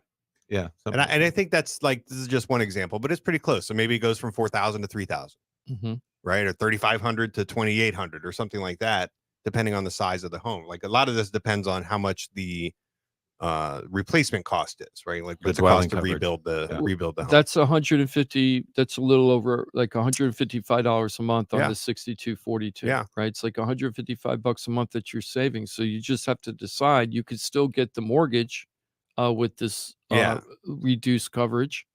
So you're still getting that and you're saving $155 a month. And if so, like what people are choosing there is like, okay, I don't necessarily need so much protection for my belongings, my stuff, right? Like stuff is a good one. What do you say? Like if you turn the home upside down, everything that falls out of it.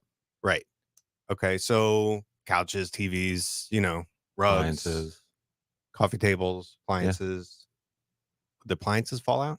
Yeah, because they're just plugged in unless they're built in. All right. But, your everything washer but and dryer, the microwave and your the washer dishwasher and dryer is just plugged in. Yeah. So then they said, like, if I have an event like a fire, you won't be able to go buy new stuff, right, and be covered fully, right? You're going to get used value. I say it's like how your car is covered. If you're driving a 2005 Mercedes and wrap it around the tree, the insurance company's only giving you enough money to go buy another 2005 Mercedes. Yeah. Not a 2023. Okay. And those numbers are very different. Yes. So then the step down from that, if you're just really risk tolerant, would be no personal property coverage whatsoever. So none of your stuff is covered. And in that case, you're just saying, I can't afford it. Give me I just have to go with the cheapest. Some people have that.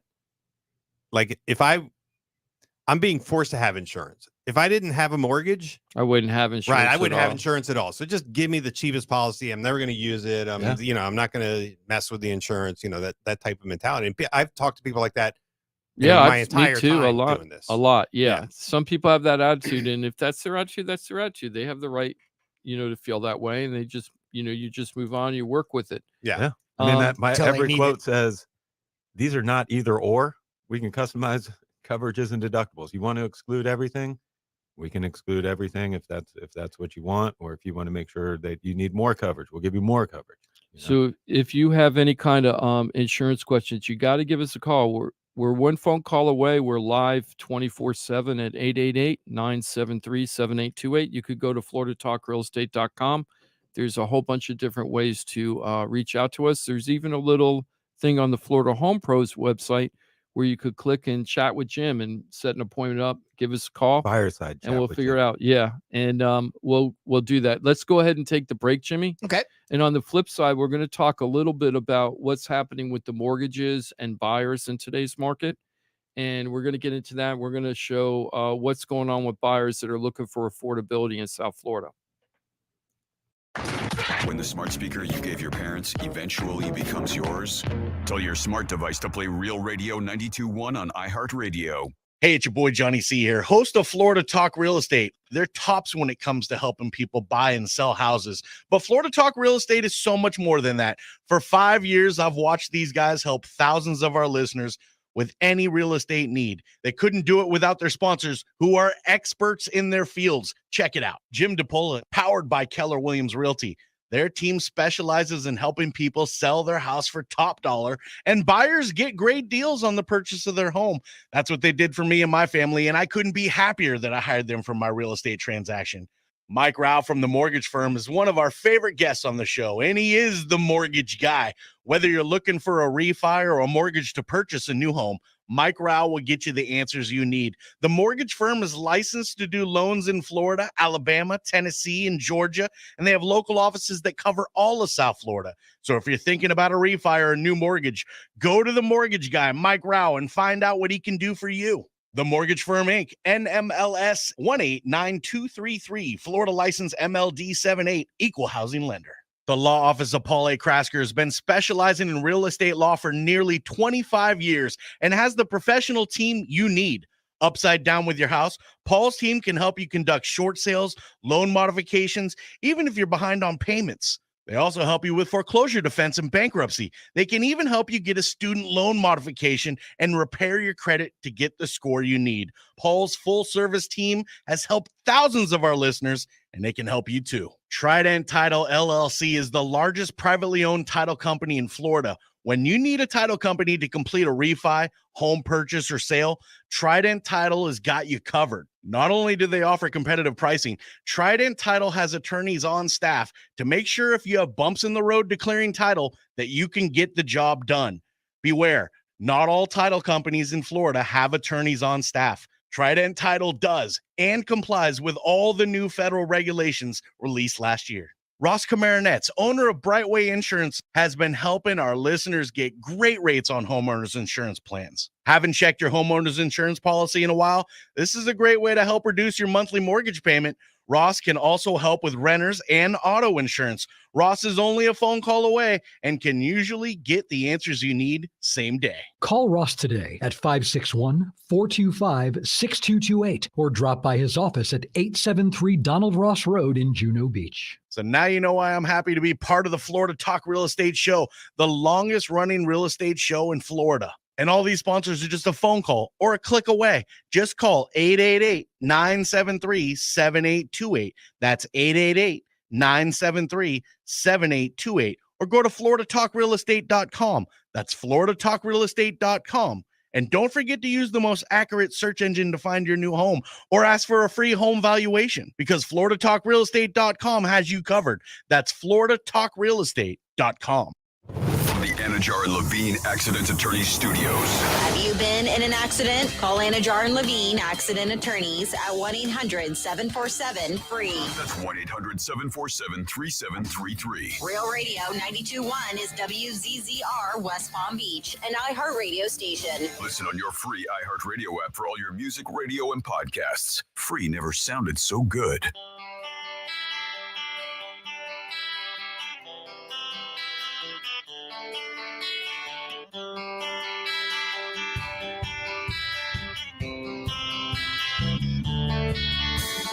This is Florida Talk Real Estate with Jim DePola and Johnny C. Got a question for the show? Call us live at 1-877-927-6969.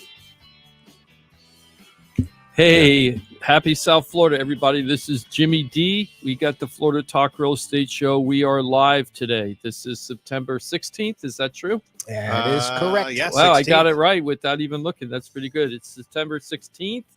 It is 10:07 a.m. and we're ready to take your calls live on air. 877-927-6969. If you don't want to talk on air because you're shy, that's okay.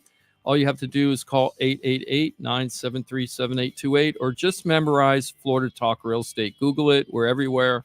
We can answer any of your questions, mortgages, refis, homeowners insurance, buy a house, sell a house, invest in multifamily, do commercial. Stuck with the house, you don't know what to do. Stuck with the house you don't know what to do. And I'm working on a couple of those right now, believe it or not. Yeah. But they all have equity, which is what's different in today's market. They're not upside down. So if you have title problems, if you have probate issues, you have any kind of legal things related to real estate, yep, give us a call. We're here for you 24/7. I'm not lying. We set it up that way on purpose. Hey, before we get into mortgages and what's going on in today's market about buying, Alexander reached out to us on our Facebook page while we're live on Facebook and YouTube right now and asked us something in the last segment I missed out. He said, if you have a mortgage, you cannot drop your wind insurance, correct? That is the pretty much standard. However, I do know of two mortgage companies down here that will give you a mortgage with no wind insurance requirement, but when they sell it, that's when the people who buy it go, hey, you need wind, and it kind of screws them. When they sell the loan, you mean? Yeah, I don't understand. Yeah. Oh, I see. So they'll let you get into the loan, but when the mortgage company sells the loan off, the new company will say, hey, you need insurance. I've had that happen a couple times. That's a bait and switch, isn't that? That's a big know. mistake. I mean, listen, so the answer is yes, you must have wind coverage, yes. right? And your deductible can't exceed 5%. And the coverage has to be the dwelling, matches the dwelling coverage, whatever. So that's required. And who requires it are the Fannie, Freddie, FHA, VA, USDA, right? Those are your standard conforming loan things. And all loans are underwritten to those rules, and then they're packaged as mortgage-backed securities, ultimately securitized by Fannie, Freddie, FHA, VA, so on and so forth. So I think what Ross is saying is a lender will underwrite to those rules, but they're going to skip that rule. Yeah. Right? I mean, I have, Sorry, frog in I'm my throat. aware of a, There's no of a local company that doesn't require wind when they're originating the loan. Yeah, and so these loans are basically delivered. We call it delivering to Fannie and Freddie, right? So if you have a underwritten and approved a loan that doesn't meet those rules, you can't deliver it to Fannie Freddie. Right. You have to keep the loan on your books essentially. Right. And most, most companies don't want to mortgages do just that. aren't prepared Right. to do it. Even if you service a loan, the loan is still delivered to Fannie Freddie. So if they're doing that, they're not long for the game, I guess, because they're going to end up with loans on their books that they can't convert to a mortgage-backed security, or if they do, they're going to lose their rear ends. Mm-hmm. I don't know if they have some private investor, some warehouse line somewhere. I don't know. Yeah, it sounds like somebody's going to. It's not like fraud or they're just willing to take on the risk of like, oh, we can't send this to Fannie Freddie, and they got a problem. If it sounds too good to be true. Yeah. Right. You're going to create a headache for yourself in the long run by thinking you're outsmarted everything. But if this is the Alex I'm thinking of, he's actually multifamily. Mm-hmm. Nice. He's got, I think we did that with an FHA. Probably. I don't know if he's refinanced or not. I forget. But either way, he's got a loan that requires wind coverage. Yes. Must have it. Yes. Multifamily is very big right now. Alex got his multifamily, I think 3 years ago, if I'm not mistaken. I think it was 2020. More. Yeah, I forget. I'm pretty sure it's 2020. And he got a quadruplex in West Palm and very happy and doing very well with it. So congratulations, Alex. And yes, you need wind insurance. Don't screw yourself over. I know you were putting impact windows in that building because they had mostly impact windows there. Hopefully you did all of that. I wanted to talk to Mike. Listen to this that just happened to us this week. We have a buyer that will not come over to Mike for mortgages. And we've tried, and the person's from out of state, and they were a younger person, and they're being coached. And I feel like the coaching isn't the best about what to do with their money. And coached by family? No, professionally. But the thing that bothers me about this is they went to one of those big box banks to get the mortgage approval. Yeah. Still very concerned about that approval, but they won't talk to you. And I really would like them to talk to you. So we had to turn an offer in on a property. Now check this out. Property's owned by an investor. The investor only bought it like a year ago. He put it on the market for $150,000 more than he paid for the property. But then he's been on the market for quite a long time, and they've dropped it from let's just say the house was at 550 and now it's at 479 or something, 480, something like that, right? Drop. Yeah, big drop over the time. And what was he in it? And well, our person turned in an offer in these numbers aren't real, but we're just in the what was the investors like? What did he buy for a year and a half ago? Oh, if they were trying to get 550 in these fake numbers, let's say they got it for like 400, right? And only a year ago, and they did fix it up though, right? They did put some money into it, but then they couldn't sell it. They put it down to 480, let's say. We turned in like 440, 430 below what their list price was. And then they came back at let's just use fake numbers, 490. Now they were listed at 480. So their counter was higher than their list price. Now, why would that happen? I'm going to tell you why it happened. Because the mortgage broker will not give us an approval letter that matches our offer. And the approval letter is like $200,000 higher than what we turned in. And we told them ahead of time before we even turned in an offer, we asked the mortgage company, hey, look, the way that we do it with Mike Rauch from the mortgage firm is he's got this great app. We can plug in all the numbers, get an automatic approval letter 24/7. If the numbers match, we got a rock solid approval letter that we can turn in. So even if Mike isn't around and he's on vacation or he's doing whatever, we could always get that letter, right? And we always get a letter that matches the price we're turning in. We don't want to and put is dated the day you're turning the offer. Yeah, and that's a good point too. It isn't a stale letter. And like technically, if you needed to spit out automated underwriting that matched your offer, you should be able to provide that as well. Right? Because a lot of people want to know, hey, have they been underwritten and approved? Well, yeah, I did it, 3 months ago when I did their approval. Well, I want a fresh one to match this offer. And you should be able to produce that. So with this one, we had already talked to the mortgage company and the loan officer for the mortgage company about this issue and what our concern was. They said, no, we're not doing it that way. The financial advisor for the buyer is like, well, that's the way it's going to be. And we're like, this is the way we operate, but we'll go ahead and do it because you're the boss. We're the consultants. And we got creamed on our first offer. So my philosophy has always been, because I was doing that specific letter. Number one, I wanted to make sure we're closing. So I'm pretty, adamant that we want to make sure the numbers work on this home that you're trying to buy, especially if you're pushing your limits. This person's not pushing their limits. Doesn't sound like it. But just from a negotiating perspective, Jim, like how uncomfortable does it make you feel knowing that you're so overqualified for this home and the sellers are going to know it, that you've given up some position, right? You've given up some negotiating power because they know that you're super strong. So why would they come off? And this is a seller's market. Okay. Our inventory is very, very low.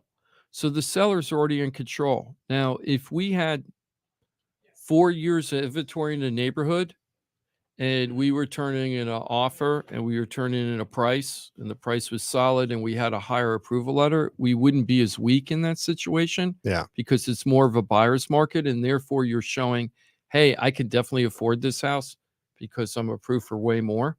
And that will make sellers more comfortable in a buyer's market. I know I've been in many buyer's markets in the past, but we're in a seller's market now. So the seller's going to do whatever they want to do as long as they're priced correctly. They're going to try to do whatever they can to maximize their money because they know there's hardly any inventory. So why give them more ammunition to haggle with you? Sure. It just doesn't make any sense. So buyers, please don't do that. And if you have an agent that's not even talking to your mortgage company about this, you got the wrong agent too. So you got a bad mortgage company, you got a bad agent.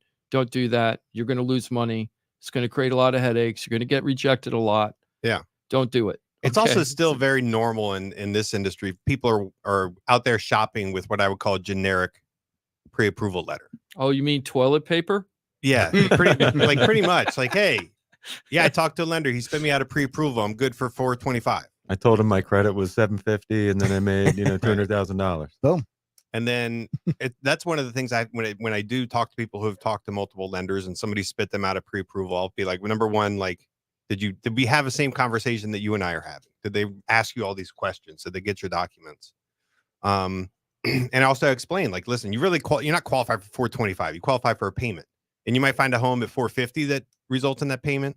But that same home, next door where the property taxes aren't homesteaded, you can only buy that home at $400. Oh, that was the other thing with this mortgage company. I'm sorry, Mike. I'm sorry. It just popped like into my head. All these little things. All these bad conversation moments I had in this one call.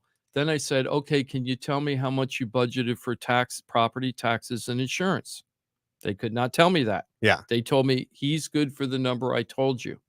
And I said, which doesn't make sense. Based on taxes and insurance, what did you budget for that? And did you include an HOA fee? Yeah. The mortgage guy actually got upset. I told you that he is good for the money, period. Okay. Now it's all on them because everybody heard that conversation. We raised the questions multiple times. If it doesn't come out right, we know that it isn't us, right? Yeah, and also I wanted to come out like right. I feel like I'm advocating for my buyer, right? So I want to not like painting a picture. I'm telling it like it is, but I'm giving you, I'm letting you know as a listing agent that you can be confident because I know what I'm doing. And I communicate to you by saying, like, I know my numbers. Yeah, I definitely ran it with this. Here's what I got. I'm using the exact property tax. I'm using the trim notice from this coming November, right? I tell you things like that. You're like, okay, all right. I guess he knows what he's doing. And you're not going to get that with somebody out of state. And here's another example, Mike. We had somebody recently, the 55 and over community in Sunrise Lakes that we already put it under contract. Yeah. When the buyer turned in the offer, they turned in 25% financing, right? Nancy wasn't, but we know that they don't have enough reserves. The community doesn't have all the reserves. 75% financing. Oh, 25% yeah, down. 25% down. Thank you. Yeah. Well, Nancy and I, mostly Nancy, wanted to make sure that deal could go through because we knew when the person selling the property bought the property with us. So we knew that there was, they don't meet all the community doesn't meet all the financial requirements to get a 20% down loan. Or anything less than 25. Right. Anything less than 20. Thank you. Because if they did, you could do 5% down, potentially. Right. So what Nancy wanted to know, was this a primary residence or is this going to be a secondary residence? Because if it was secondary, we would need 30%. But if it's primary, 25.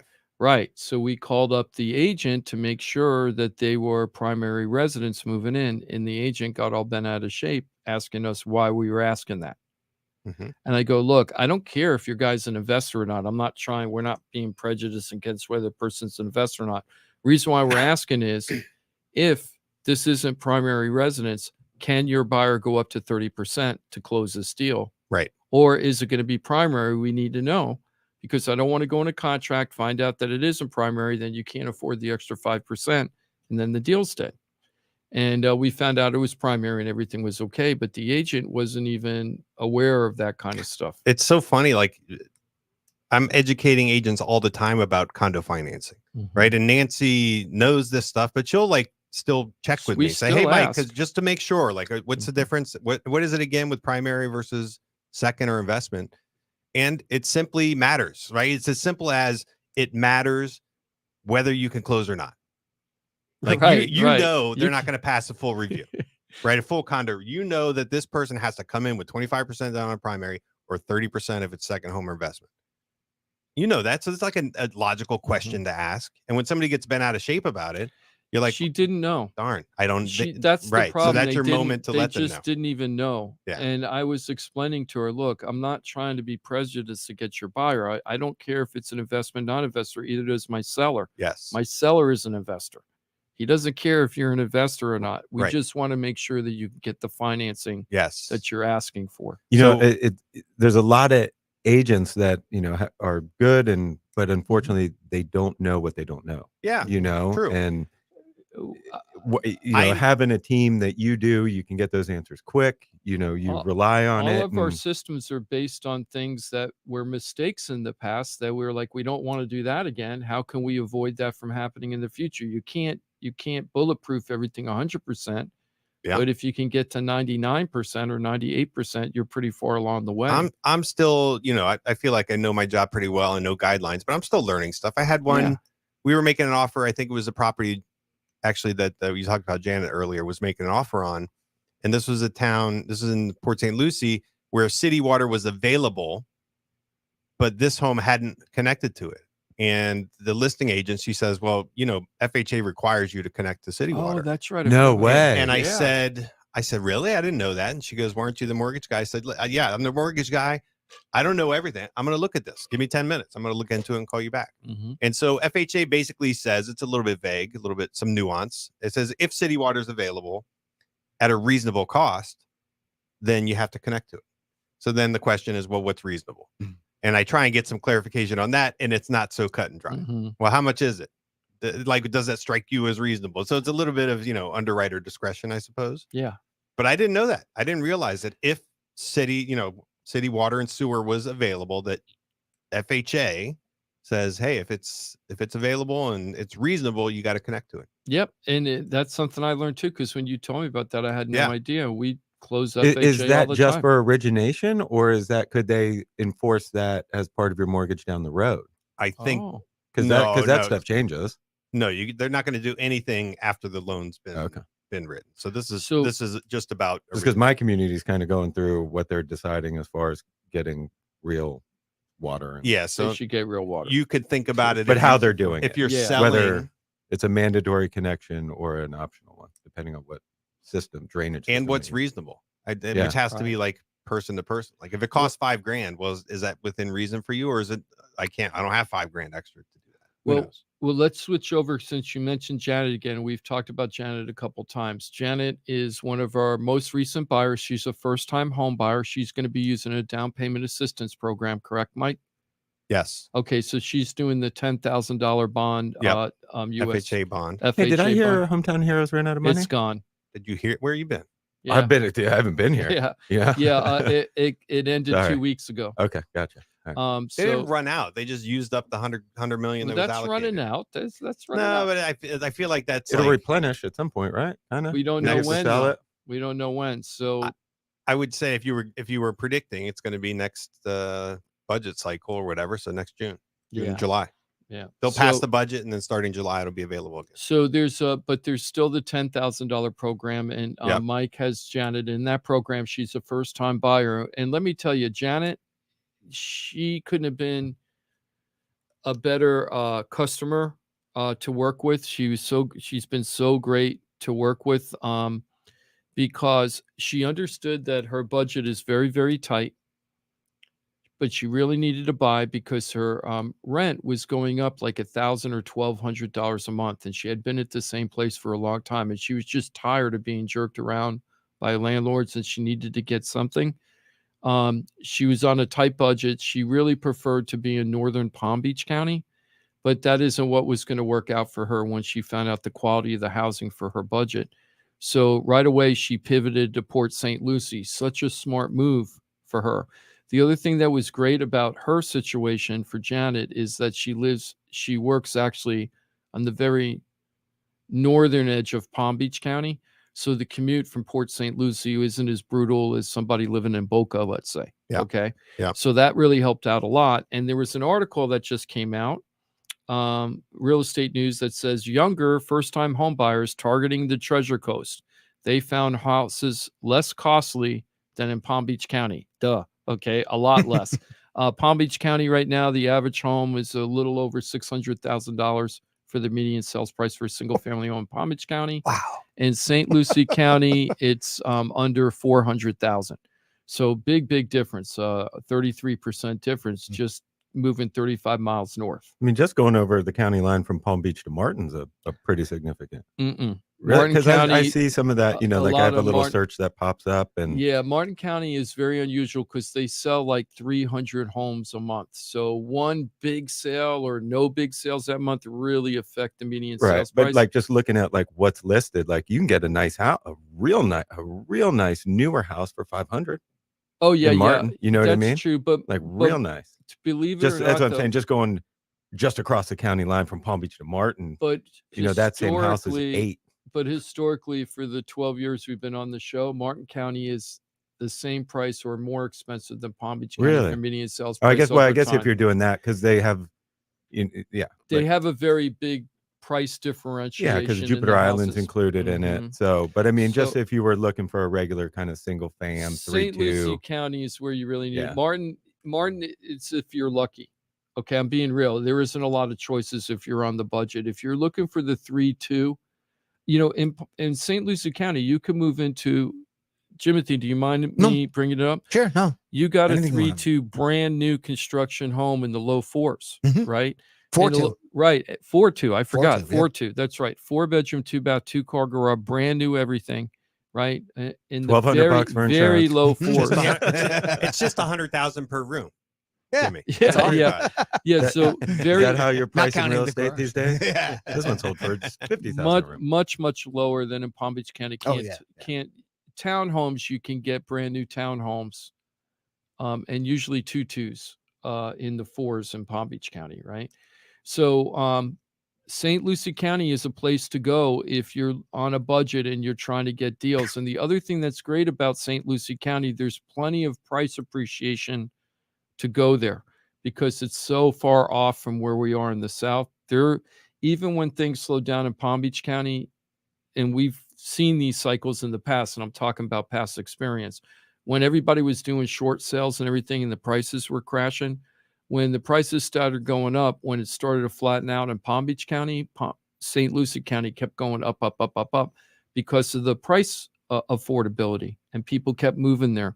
Now the big thing is a lot of people are thinking Fort Pierce. Fort Pierce is turning into the new kind of up and coming sleepy community that's waking up to the real world of, hey, we're in South Florida, hey, we're on the ocean kind of community. They're really starting to wake up over there.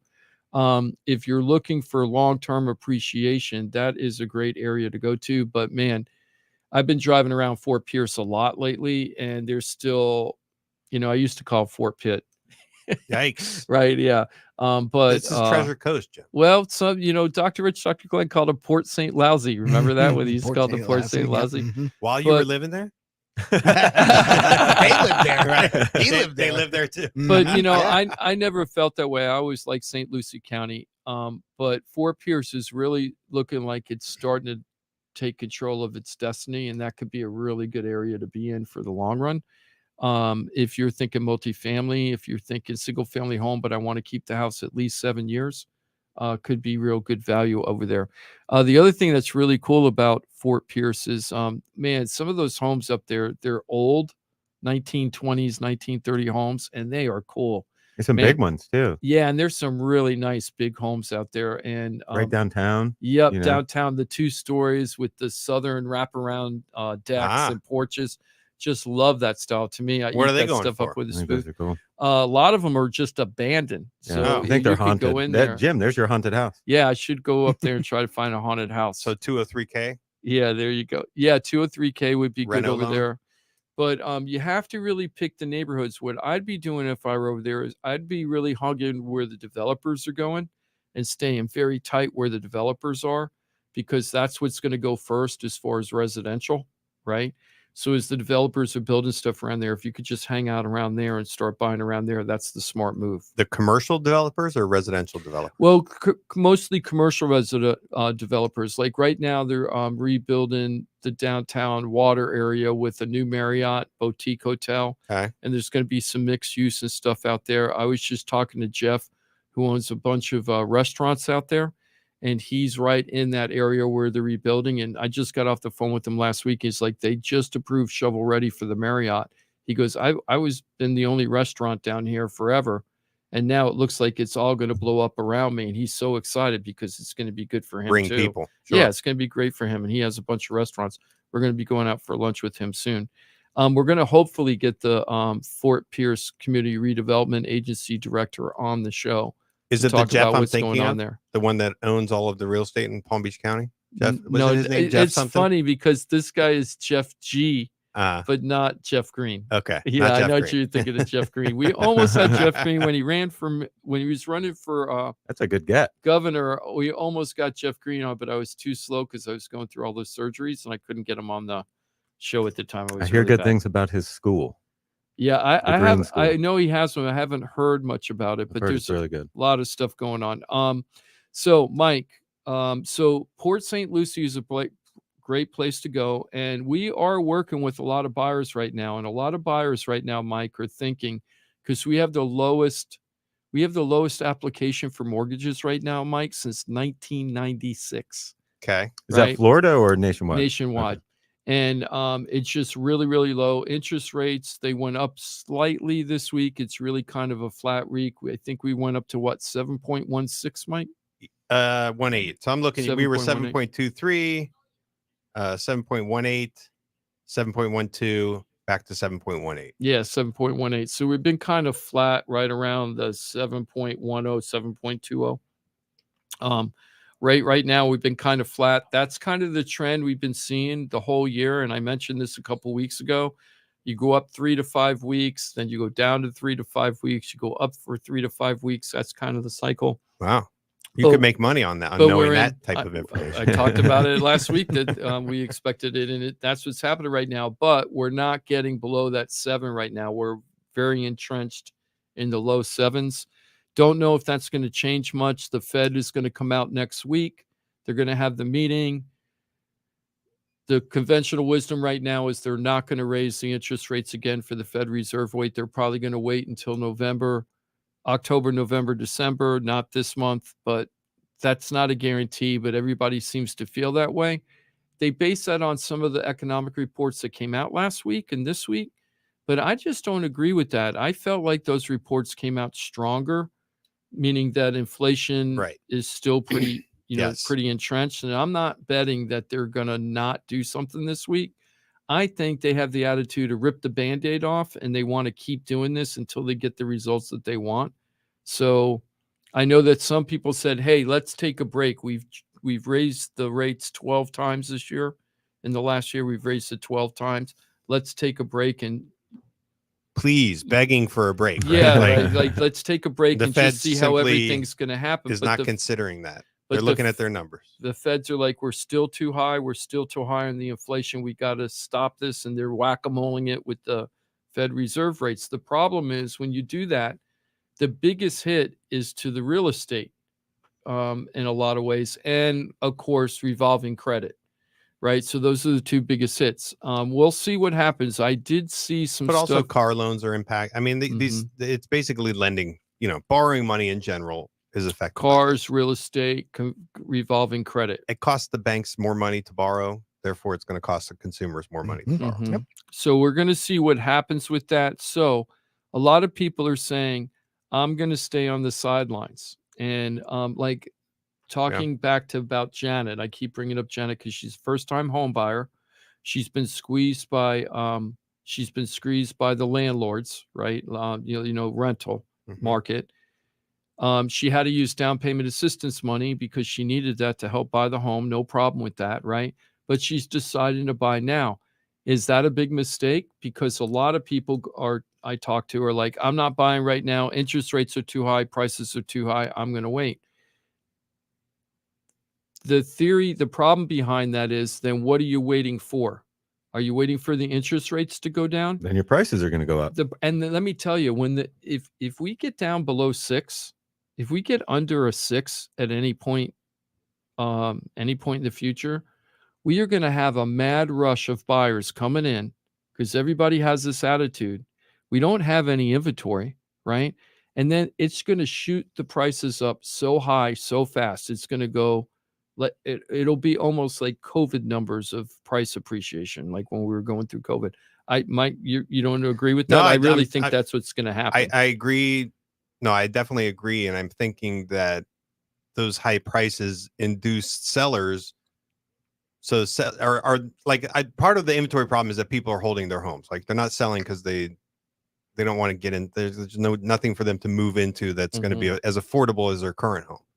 And so like if you get the interest rates in the 6s, those sellers start thinking, okay, well now maybe it's affordable, but then the prices go up. So they're getting maximum profit on their sale. But then again, they still have to sink it into like what's next. Right. They're going to have to pay more for the new home. So like this is why so inventory is just going to remain tight. I mean, that's what I think it's going to be. And Janet is like a perfect example of setting yourself up for the future to be in a good position. And this is the theory of this. So I want buyers who are thinking I'd really like to buy, but now is not the time. I want you to consider this because it's really important because this is what's probably going to happen. Okay. So I'm making up numbers here, Mike, so it doesn't matter. Okay. So let's say Janet buys a house for $350,000 right now at these high interest rates at today's interest rate, 7% and change. Right. Okay.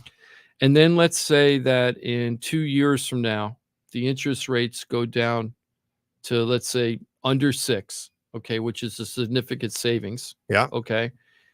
And then let's say that $350,000 house, because the interest rates went down, is appreciated, is now worth $475,000 very quickly. Like in 2 years, it got 50% appreciation in 2 to 3 years, which is super high appreciation.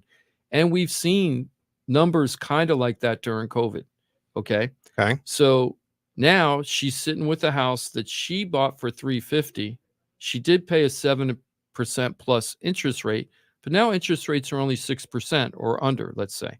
So then Janet could take her $350,000 purchase and go ahead and refi it to that under 6% interest rate, get a lower mortgage payment. If she decides she doesn't want to cash out, she paid today's prices and then got the future interest rate for the house. Just with a little bit of addition with closing costs.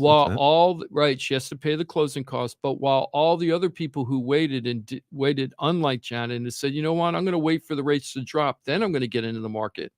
Those people are going to be paying, yes, they'll be paying the lower interest rates, but they're going to be paying the higher price for the house at that point. And let me tell you, they're going to be competing with a lot of people to buy that house. Yeah, and I don't know, I think that's a somewhat realistic expectation. I don't know about I think you're only going to get that kind of appreciation if rates come down. I don't know what would drive rates coming down. I don't think under 6 would be under 5. I think you'd get that kind of crazy, but I could see 25 to 30% appreciation, Mike, in 2 to 3 years, because we've experienced that already. Yeah, I think 50 might be too realistic. Now, the other side of that, if you're saying that's rosy, here's what's really going to happen, or I'm going to wait. I'm waiting for this. Here's what you're waiting for it to happen: a calamity. You're waiting for default rates to go through the roof. You're waiting for short sales foreclosures to basically kind of somewhat flood the market. That's global uncertainty or national uncertainty is going to make our real estate market, tank. And that's when the prices are going to go down. And that's when I'm going to get in. I think everybody's waiting for 2008. Happen, everybody's waiting for that 2008 thing again. If you think that's going to happen, then wait for prices to get to a new valley. And the time before 2008 was 1933. So you're going to be waiting a long time. Unless you think that we're going to have these national crises on a way more frequent basis, which hasn't historically really happened. Yeah. And there's nothing, and I'm not a rah-rah guy, because if I saw something, I brought up many times things that I was concerned about, that some of them came true, some didn't, but I'll bring it up. But right now, we have nothing on the horizon right now when it comes to the real estate market to show that there's going to be some kind of massive crash. It's just not happening. It would have to be defaults. So we were talking about this off air, like what percentage of people don't have a mortgage, right? Because how's that relate to insurance? What percentage of people don't have a mortgage? What percentage of people have an interest rate at 3-4% right now, 2-3-4% right now, right? With the payment that's affordable, comfortable. What percentage of the market is like that? I don't know what it is. Like, what is it? Like 20% don't have a mortgage, 40% have a mortgage that's reasonable, and who is behind all the defaults? Right. Who who are the defaulters? Where are they coming? They have to lose their jobs. These are the people. People got to lose their jobs. Yeah, I'm not saying I want people to lose their jobs, but I'm saying that's what would have to happen for the or defaults. The people that have overreached in the past 2 years, and they're just like scrapping and scraping, and insurance is driving them out. But I just don't know what percentage of the market that is. But even if they did that, those houses are not upside down. Most of those houses are not upside down right now. So even if they were in trouble with their mortgage, they're not in trouble with the equity in their house. They could sell it and make, a lot of them can make 6 figures on their house and walk away from their troubled mortgage and have $100,000 or more in their pocket. You said you're working with 2 that have equity. Yeah. So I mean, absolutely. It seems like everybody has equity, so nobody Yeah, there's 2 people. Instead of defaulting, you're just selling. Yeah. Right. If you can't afford the house anymore, sell it, make your profit, move on, and reset and do a reset. And Ross was talking about if insurance is pricing you out, like you just can't afford your housing obligation with insurance, guess what? Sell. You can sell. You can sell. If that's going to cause you to default, you got to talk to somebody and sell. Now, what's your next move? I don't know. Well, the next move would probably is either you find something more affordable if you want to go that way, or you go ahead and turn it a renter, and your attitude is, I have to have a set time when I want to get back into house buying again, but I'm going to take a little break. And you know that some of that equity is going to be used for rent, right? That you're going to take some of that equity and use it for your rent. If you're smart, you stash the rest of it away for your big down payment on the house when you're ready to buy, and you just take the break. And it's costing you rent for that time, but you can afford it, and you're getting yourself out of economic trouble with your mortgage, which can really damage your credit in the future. And I guess we should caveat all this. Of course, we could be wrong about everything. Default rates could skyrocket, but I really think default rates is the one thing that's going to drive. I've been saying that forever. Like, if you have to be waiting, if you're thinking like prices are coming down, it has to be driven by that. It has to be, and the default rates are going to be contingent upon the employment. Yeah. As long as we have strong employment, people are making their mortgage payments. So we're not going to have defaults, and there's a ton of equity in people's houses. Yeah. This market isn't as scary as everybody makes it sound right now. It's just that we got so beat up in the last crisis that people still 12 years later are still, 12 to 15 years later is still feeling the sting of that crisis. Which is why a lot of people haven't sold. A lot of people are sitting on mortgages with tons of, or homes with tons of equity, not tapping into it. If Johnny were here, he would be talking about the credit, people borrowing. We hit $1 trillion. Yeah, he would be talking about people get overextended, not reducing their spending. And then when you're overextended, then the question is, well, what do you default on first? Right. Mm-hmm. And traditionally, the mortgage was the last thing that you would default on. But we saw in 2008, whatever, that, when the trend of housing prices declining allowed people to feel comfortable defaulting on their mortgages, along with, it's going to take them 2 years to get me out of the house. I used to get so much. Right? You weren't on the show, Mike, but Ross was. When we were doing all those short sales and loan mods with the law office of Pauly Krasker, once in a while we would get those nasty phone calls on the air saying that we were screwing up the economy by helping out these quote defaulters. Yep. That were screwing up the whole economy. And what they didn't get at the time, we were doing a huge favor to their community when we were going in and doing short sales or loan mods, as opposed to having them be foreclosures. Zombie homes. Right. The zombie homes, and also the foreclosures sold way less than a short sale and way less than a regular sale. Sure. So it was affecting everybody's property value. So by short selling the house, we weren't getting what the owners paid for it, but we were getting more money than pretty much compared to what the banks were getting in a foreclosure. And in the long term, you were prepping those people who got in trouble to be buyers again sooner. Yeah. Which would help to restart the cycle. I think there's and the short sales were helping out the lenders because they were making more money on the short sales than the foreclosures. So it was trying to keep them flush too. It was just a win-win-win, but people didn't look at it that way. I think there's a segment of the population that feels like not only they missed out on being able to take advantage of scooping up cheap homes, they also didn't take it, missed the opportunity to get those cheap rates. Mm-hmm. So they, they think that, that's going to come around again. Yeah, I'm going to wait around for both of those things to happen, and then I'll take advantage of it. I hope you're 10, because you're going to be about 60 unless something really bad happens when that next cycle comes that way. You can't do that. And the thing I was talking about with the buyers, and I just wanted, because Mike always says this, and I just want to put this message out because it's true.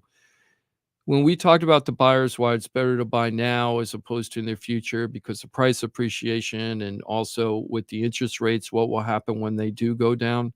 Eventually, when they do go down, what will happen to prices?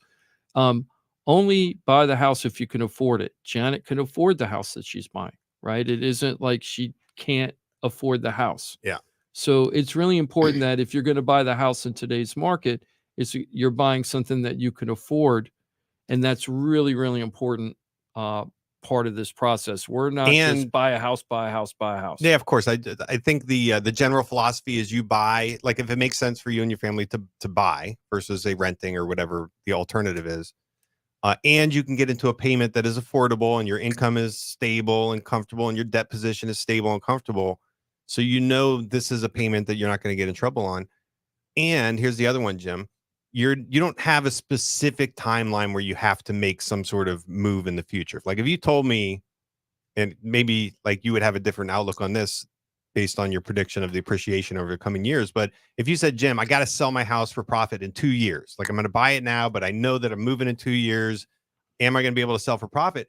I think there's some risk in that. Like you might not be able to, depending on market conditions. So as long as you can ride out market conditions, so you're at a payment that you can afford and you can ride market conditions and then pick an opportune time either to refinance or to sell. Like you're making the call. You're not your hand isn't forced. Then of course you buy, and who knows how long it is till that next step. Is it 5 years, 10 years, 15? If you're okay with that, yeah, you buy. Where are we at rent wise? Because I remember, during COVID, it was like rents are just going up. You're being pushed out of rent. And you gotta buy. Most of it's flattening out. Most of it is flattening out. Rent is too damn high. Too damn high. So the rent has flattened out. but you're still seeing on case by case basis some pretty amazing price increases with certain people, but most of it is flattening out right now. You only can go so high, and then the renters just can't afford anything. Right. But it was like it was at one point, I can't rent anymore. I have to buy. The South Florida market's still the worst market in the country as of 2 months ago. I saw the report, and we are number one for most unaffordability for rent. We're number one again. So it's still bad. It's still bad if you're out a there. landlord. It's And that doesn't great to be a mean like landlord. they're extracting every dollar. Some of them probably are. They'll you rent it for whatever you can get. But there's also price pressure on renters. So as home values have increased, property taxes increase. Those investment homes are not like, they don't have homestead exemption, so their insurance increases, and then insurance increases. I had a question, Ross. What's the type of insurance that a landlord holds on a property? How have those premiums gone up, and are they also limited to, say, a lot of them have to go to Citizens based on the age of the home and things like that? Oh, I mean, if it's a rental property right now, 99.9999% of the time it's going to go to Citizens, and they're not terrible because they don't have contents coverage. It's less coverage, so most of the time they're cheaper than a. But have they gone up? So has the cost for the renter increased? I mean, you could say it's gone up, 12%. Okay, because that's. I mean, it's going to Citizens, so that's all it can go up is 12%. Well, I want to just switch gears here for a second. I want to take a little light spot here. Show I grew up with my whole life, watched it many, many times. Bonanza. Nope, I watched Little House Bonanza on the though. Prairie. Oh, you mentioned comedy show. You'd mentioned the Smothers Brothers earlier. Oh yeah, their right. first run or their second run? No, but this is a different show. This is second run. What do you mean the second run? Did they have a second run? The Smothers Brothers had a show when I was young. Yeah, the Smothers Brothers show. But they also had one back when they were young, because they were older by the time I was watching. Oh yeah, I didn't know that they had one when you were. Yeah, they had. I don't know how long it ran. One. I just remember being like enthralled with the yo-yo tricks and everything, and they were funny, right? Yeah. Like yeah. For a kid who grew up in the 80s, like those guys were funny. Yep. Well, I'm talking about the Brady Bunch. Okay, the Brady Bunch. The house just sold. It did, yeah. The Brady Bunch house sold, right? So, I don't know if you remember, but in 2019, HGTV bought the Brady Bunch house to do a show about reconstruction of the Brady Bunch house to make it look like the Brady Bunch house. Because what a lot of people don't know is the picture you always saw of that ranch house and the photo was not actually, that was a real house, but it didn't look like the set, the TV set. Where was it? In California? Yeah, I forget what city it was in. Can you believe I don't want to pull up the article because I'm afraid I'll lose too much, but it was in California somewhere. So what happened was they went ahead and bought the house. They had a bidding war with Lance Bass from the, what was it, NSYNC? Is Lance Bass don't pretend you know. No, I really don't know. Is it NSYNC? Am I right? Yeah, I got it right. Okay. Yes. Well, Lance Bass had a bidding war. He lost out. He wanted to buy it. HGTV bought it. They paid like $3 million for it. Then they put another $2 million in renovations. So they had about $5 million into it. They sold it last week for $3.2 million. Nice. Congratulations. You are right up there with Zillow and Open Door. Yeah, all these big corporations that claim to be on the forefront of the real estate market, and they're doing all their renovations and flips, and that flip didn't work. Well, HGTV's never been really known as a good station to get tips on like selling houses for profits in a way, because a lot of the stuff they sell, like their dream homes and stuff, they're always resold for way less, at least so I remember, way less than what they say they're worth. The shows are always funny, and I see memes on it all the time where it's like, I work, $40 an hour or $20 an hour, 40 hours a week, and my wife, she works over here, and here's our $500 purchase price, $300 renovation, but $300,000 renovation budget, and I'm like, what? Yeah, exactly. What is happening here? I always find it like funny I don't know what the loan structure is on those shows where they have this big most reno of budget. the shows, they don't count the carry costs. Some of them do, but they don't count the carry costs and everything, so their numbers are always wackadoo. I used to watch them religiously when I flipped houses just to like learn stuff, and the numbers they put on most of those shows are not real life numbers. Oh, as far as their actual when they show you how much profit they're making at the end, they're not including all their costs. And It isn't really what they show it a lot of times, and then they don't include capital gains, which is a whole nother issue. But getting back to the Brady Bunch house, so they lost $2 million on the sale, and the couple that bought it are not going to use it for a house at all. Even though it's in a residential neighborhood, it's some wealthy couple, they bought it, and they're going to use it for charity events and things like that, like events. And they're going to have like charity events and special events over there. I'm thinking that the neighbors are just going to love these new owners. They're this is in a real neighborhood, right? Yeah. This it's a like real some neighborhood. studio. Yeah, no, it's a real neighborhood. So I'm sure that the people are going to love these new neighbors. Did Lance Bass go for it again? I don't know. That's a good question. I don't know. But anyway, congratulations on the sale of the Brady Bunch house. Congratulations on that. There was another house down here that just sold. It was a famous. Now, before we get off the Brady person, Bunch, I can't remember. who was your favorite? Were you Marsha? Oh, I was definitely a Marsha Greg? person when I was a kid. Marsha. Marsha. Can you name the kids? I just Marsha, Jan, Greg. That's all. Cindy. Cindy. No, Peter. don't know Cindy. Don't know Bobby. Peter. I know them all. There you go. Yep, I got them all. Oh, and then there was Oliver, the little kid, the little blonde-haired kid with the glasses when they jumped the shark. They put Oliver on. He was like the sixth kid. Was he Seventh kid. adopted? Seventh Was he kid. adopted? No, I think he was like a relative who lost his parents or something. You don't remember that, Oliver? You don't remember him? That one. Oh, man.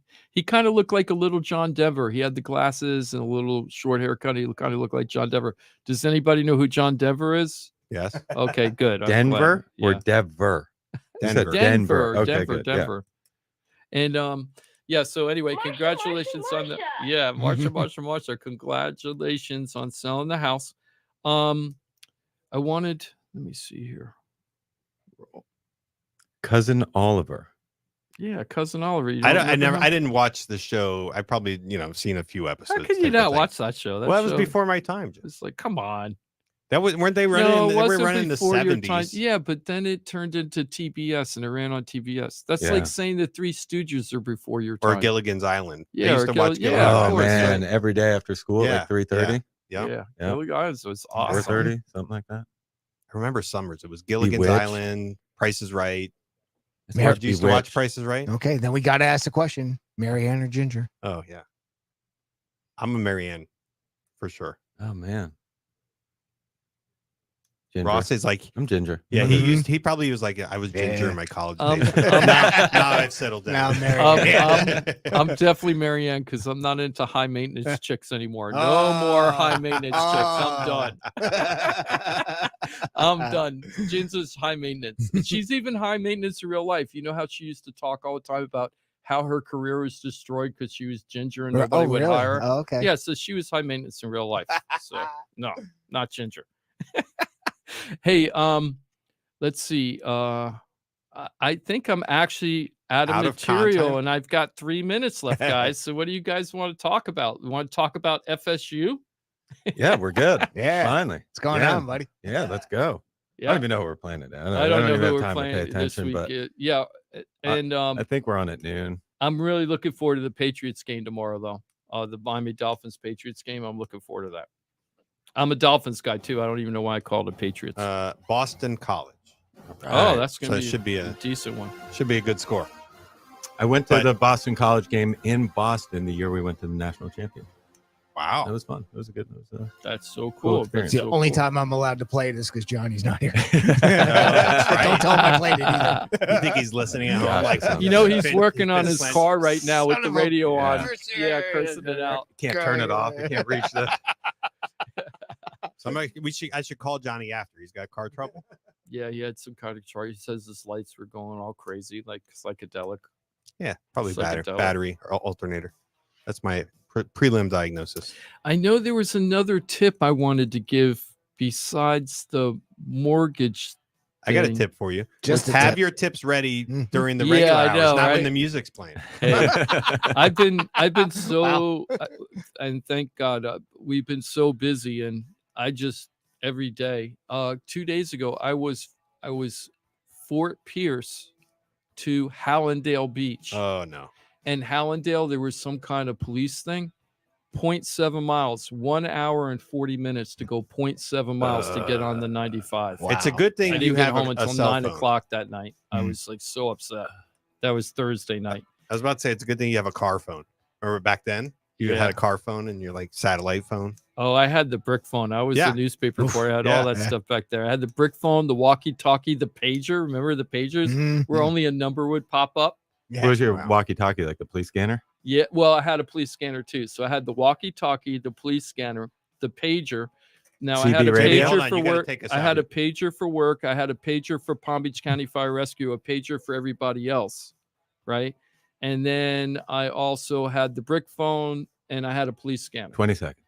Yeah, there we go. Take us out, Jimmy. Hey, I don't even know how to take us out. So I hope you guys have a great weekend. Have a good weekend, Jimmy. All right. Have a great weekend, guys. Coming up next is the locker room. So Yeah. enjoy it with the Greek. Come on and listen to it. One of my favorite sports shows. So come on and check it out. Yep, we got Greek, we got Joe here. We're going to talk a little NFL, huh? We got week 1 down. We got week 2 starting up here already. Got Thursday night game. How about that, huh? Maybe they're going to teach us how to say Tua's last name. Yeah, all right. Yeah, We'll we'll try watch that Aaron out. Rodgers. So don't go anywhere. We got the locker room coming up next on Real Radio 92.1 and 101.7 on the Treasure Coast.